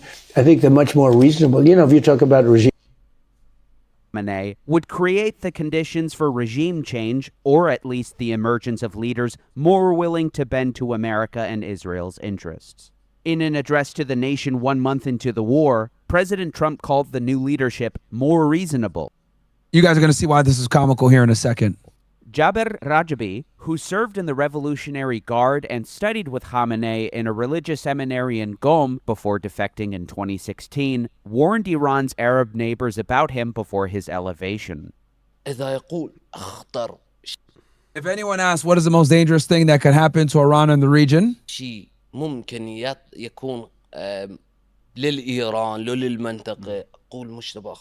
answer is Mujtaba Kameni. That is brutal. Oh, that's gold. That is a golden response to what Trump is saying with the better leadership they have now. Yeah, and bro. Rubio said that stupid shit as well. I didn't forget that. This nigga knows Mujtaba personally, bro. He fucking left. He defected. He's telling these niggas. And just so you guys know, he told them this in 2025 before the war even started. Ali Khamenei was killed, way before the war. April of last year, he said that shit. So here he is again on Arab TV. His son Mujtaba Kameni is 1,000 times more dangerous than Ali Khamenei. Aside from Khamenei, that's not common to see an Iranian speak pretty good Arabic, bro. Perfect Arabic, yeah. Yeah, not bad. Pretty good Arabic for Iranian. Yeah, he's 1,000 times worse. Yeah, and it's true. It's true. We've seen some of the things he said, and they've tried to kill him. And I'm pretty sure he's injured or like disfigured or dismembered now because of some Israeli strikes attempting to assassinate him. Who knows if it's true? It's not like the IRGC is going to give them any tell as to whether any of that's true, right? So regime change. That's the ultimate. No, I said that is serious regime change, right? The third tier that we're dealing with now, I think they're actually much. Jim says, I'm moving to Australia from the USA. It's a good country to live in. If so or not, can you explain why? Thinking of moving to Australia, I wouldn't go to Australia, bro. Do not go to Australia. Are you out of your fucking mind? Yeah, bro, I What would is have gone wrong to with Australia. you? Do not go to Australia. I would never US advise is somebody to way go to better, nigga. Australia, bro. U.S. is way better. Unless nigga. you just want to live like a simple life or something. You want to be around the kangaroos and 10-foot spiders. Otherwise, bro, I don't see any benefit in going to Australia. Their housing market is cooked. I've got a couple Muslim friends from Australia that I met on a trip that I went on in Morocco like a year and a half ago, and they were talking to me about the economy and everything. They said it's absolutely cooked. So shout out to EM if you're watching this. Really bad. There's no free speech, bro. Lebanese guys. Yeah, Australia, anytime I talk to an Australian, it increasingly gets worse, like the state of the country and the reality of how they live. So it is a Their nice parliament country. is but it's dominated by women too, bro. It's like a feminist like fucking Yeah. shithole, dude. yeah. So More reasonable and in many ways smarter than the I can't believe Trump be saying these lies on Fox News like this, bro. We just showed you guys they're not more reasonable, bro, at all. first tier and the second tier who are no longer with us. And why aren't they? Why do they go forwards You and can't get there. backwards? They make a deal, and the next day, like we waited 5 days for a letter that should have been there 1 hour. I said, "Where's the letter?" They're having a lot of They don't care, bro. That's the problem. Niggas got time, bro. They got time. We don't. turmoil. They got nothing but turmoil inside, and it's an amazing phenomenon. Nobody wants to be the president. You know, it's like they say, "Who wants to be president of Iran?" Anybody want to be You president? know, I mean, I will say, if you're an idiot and you don't understand foreign policy, you're not looking at alternate news, you're just listening to this, this sounds Yeah. good. This It's sounds like, great, wow, yeah. we're winning. You know, Yeah. they have no leadership. Their leadership is fractured to the point where we can't get prompt responses or clear responses. But what it is Trump is playing two sides. He's got the Truth Social side, which is everything is good. S&P is all-time high. Oil is on its way down. Iran is right around the corner from a permanent ceasefire or a permanent peace deal.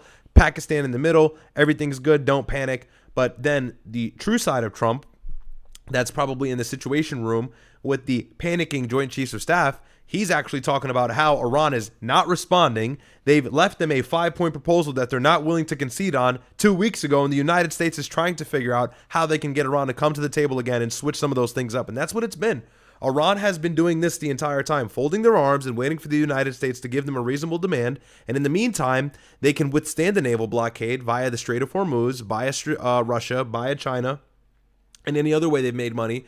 And now, again, we have this situation where this is an article out of The Conversation, and there's been leaks of this on Twitter. Iran is threatening undersea cables. The world's digital choke points have never been more vulnerable. So, you know, I'll read like the first here. You want me to share screen really quick? I can just go through this very, You're not going to very make it briefly. large. Yeah. Oh, go ahead. So this here reads, Iran is threatening undersea cables. The world's digital choke points had never been more vulnerable. I'll just read through the beginning of this.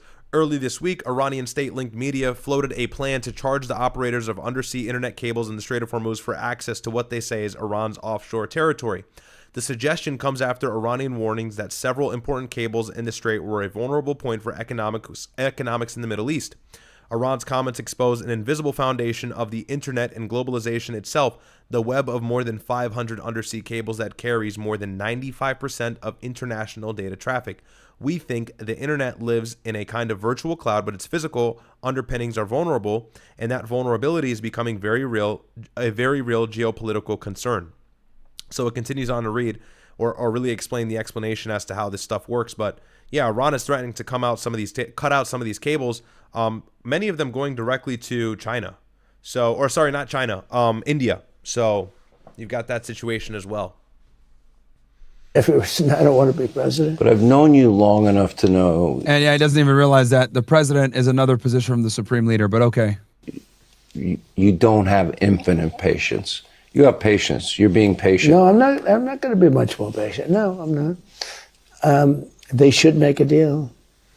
Any sane person would make a deal. But yeah, these niggas are different though. They might be crazy. They are. All right, thanks for watching. Check out my. And that's the fucking problem. And, they actually are, and that's the problem, sir. Justified misogyny says a closing strait equals other countries can close theirs. Yeah, I suppose. So no, it's crazy, and that's the thing you said. They're crazy because they have China and Russia on their back. They have them on their side, you know, so they feel somewhat secure. This is not the same multi or one power world that we lived in historically. It's multipolar now. So Iran's not nearly as afraid as they used to be. And like I've said, and I'll say it again, Robert Pape keeps saying Iran is going to be the fourth line of world power. I don't like that, but it's probably going to become true. So We'll see. Yep. We'll see. We'll keep up. Yeah, no, We'll keep absolutely. Up. But like the video okay. if you guys haven't, man. This is the best coverage of the Iranian conflict, I think, on the damn internet. So like the video. We're giving you guys all the updates up to speed immediately when they're happening. Honestly, you guys shouldn't be watching. You guys should not be watching Fox News anymore at this point. Like, if you guys are, you're stupid. But it's fine because we'll watch it with you guys and debunk it. And like you said before, Riyadh, he understands that he has an infrastructure set in place, so he's able to say this stuff because he's banking that you watch Fox News. Here's another thing too I kind of noticed when normies only watch, if you realize, one news source. Most Americans kind of have a news source that they watch, and they only watch that. They'll watch, I only watch CNN. I only watch Fox. I only watch MSNBC. I only watch CBS. Like, most Americans like have like one or two news sources they'll watch that are kind of like politically aligned, and that's it. So Trump is banking on people watching Fox News all the time so that it kind of builds up on what he's already been saying on there. So you have this narrative from Fox News. Obviously, you guys watch Fox News with us. We'll debunk a lot of the lies for you guys, like this whole more reasonable leadership. It's a lie, but it is what it is. Mizef says, if Israel's worried for Iran's ballistic missiles, then why do... Oh, no, got that one. Netanyahu says, shout out to Abba and his sexual disciples. Exactly. John F. Kennedy says, as someone who lives in Atlanta, yes, it's nigga infested, but it's just 15 minutes outside. Nothing beats the Atlanta suburbs. Okay, fair enough. Now, boys, check out this tweet from a Harvard professor with 400K followers seething because there wasn't any women involved in the China and U.S. meeting. The replies are hilarious. They're cooking her. That's hilarious. Yeah, that's just China to realize, bro. That there's China smart enough to realize, like, nothing gets done when you get put women at the table. W China. Okay, we got an update from Jarhead. He says, IDF killed in action, 2391. IDF wounded in action, 3,071. Hezbollah killed in action, plus or minus 100, 2,250. So it's almost 1-to-1 ratio. Wounded in action, 2,781. Tanks destroyed, 212. Support vehicles destroyed, 145. 2 helicopters destroyed as of May 12, 2026. Thank you, Jarhead, for the update on the Hezbollah Israel conflict. That's a lot of fucking casualties, bro. Almost 2,400 IDF killed. Yeah. Hung Ventron with the big one hundo. He says, FNF, you boys are killing it with the cooking apps, abort and retreat. The clowns are flagrant, etc. Years I've watched with my friends clinch for my FNF homies, all the shit they've talked. Glad to see the team's payback is now. Myron, I landed in Miami. I'm staying in between Coral Gables and Brickell. I know you're busy, bro, so logistics may be difficult, but if I could meet you fresh enough and a crew and shake your hand, it'll be an honor. We'll figure something out, man. We'll figure something out. We are very busy these days, especially since I'm doing my own show now, man. Doing my own show has made it where it's like, you know, very hectic, but we'll figure something out. Let me know how long you're in town. You've been a long time supporter, so we'll figure something out. Okay, guys, I am going to get the fuck off because everyone is, listening to the Primate music right now with Drake. So I'm going to get off. Riyadh, I don't know if you're going to stay on, but I'm going to get off and try to eat. I'm starving. I worked out right before and I didn't even eat. Take this ninja for a walk over here. I don't know what this nigga's doing. He's like going crazy. What about you, Red? You have anything you want to say to the people before we get off? Energy's pent up. I feel him. No, just come over and sub to Riyadh's Report if you haven't already. For all of you who are on Myron's side, that's YouTube Riyadh's Report. I think they got it pinned in the chat anyway, so you probably have. I really appreciate the support. And we're going to continue the grind. I'll drop a video tomorrow. Me and Sneeko had a good conversation today. But other than that, nothing else except what we've spoken about today. So shout out to all you guys. Appreciate the love. And then for Prince, what was the handle again? Prince Slime, I think I saw your IG handle, so I'm going to check and see if we can get in contact, bro. But don't worry, I didn't forget about you. And again, I appreciate that huge super chat. But yeah, no, none much from my side. I just dropped your channel's link in there. So yeah, guys, go check them out. All the guys that are watching on Kick and watching on Rumble and on OSS, please do me that favor. Go check them out. Drop the link there for you guys. You guys can go check it out. OSS as well. Let's see here. Let me make sure I don't have any other chats. T-Rice says, to lie to the American people with a straight face is a special gift. Fat people. Absolutely, man. You know it. All right, guys. Hope you guys enjoyed the stream. We made fun of Abba. He's a loser. We came on my brother, had some hierarchy conversation. I'll be back on tomorrow. I might bring Andrew Branca on, self-defense lawyer. We'll talk about what's going on with Chud. I'm trying to figure out a time for you guys. I'm not sure if we're going to do after hours tomorrow. I'll figure that out. But other than that, man, love you guys. Stream tomorrow. I'll probably, me and my brother will probably do a stream. What time are you doing the defense attorney segment? I might do it 10 p.m. Eastern. Okay. So if anything, if you're up, we can go early. Pause. We can go live early. Excuse me. And if not, I can do a 2-hour stream earlier on in the evening before you start. That way we don't overlap. Okay. Yeah, we'll figure that out. That's no problem. Yeah, we'll and then figure it obviously we'll do something, and then obviously we'll stream this weekend too. So Yeah, Saturday I'm occupied, but Sunday I'm open. So let's do Sunday. all right, Sunday night. we'll do Sunday for sure. All right, cool. All right, love you, ninjas. I'll see you guys, man. I am out later, guys. All right, bro. Peace. All right, guys. I'm going to end over on my end as well. I don't know if I have any remaining chats before I close out. You guys. Riyadh about to hit 50K subs soon. I hope. God willing, inshallah. This was a great start to my Devious Goon session. Thank you, fellas. Okay, Neon Phoenix. Very funny.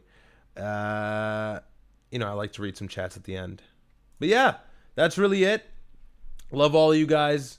Appreciate it. As a heads up, because I saw some super chats come in about Myron interrupting. If you mention that, I'm just not going to read your chat.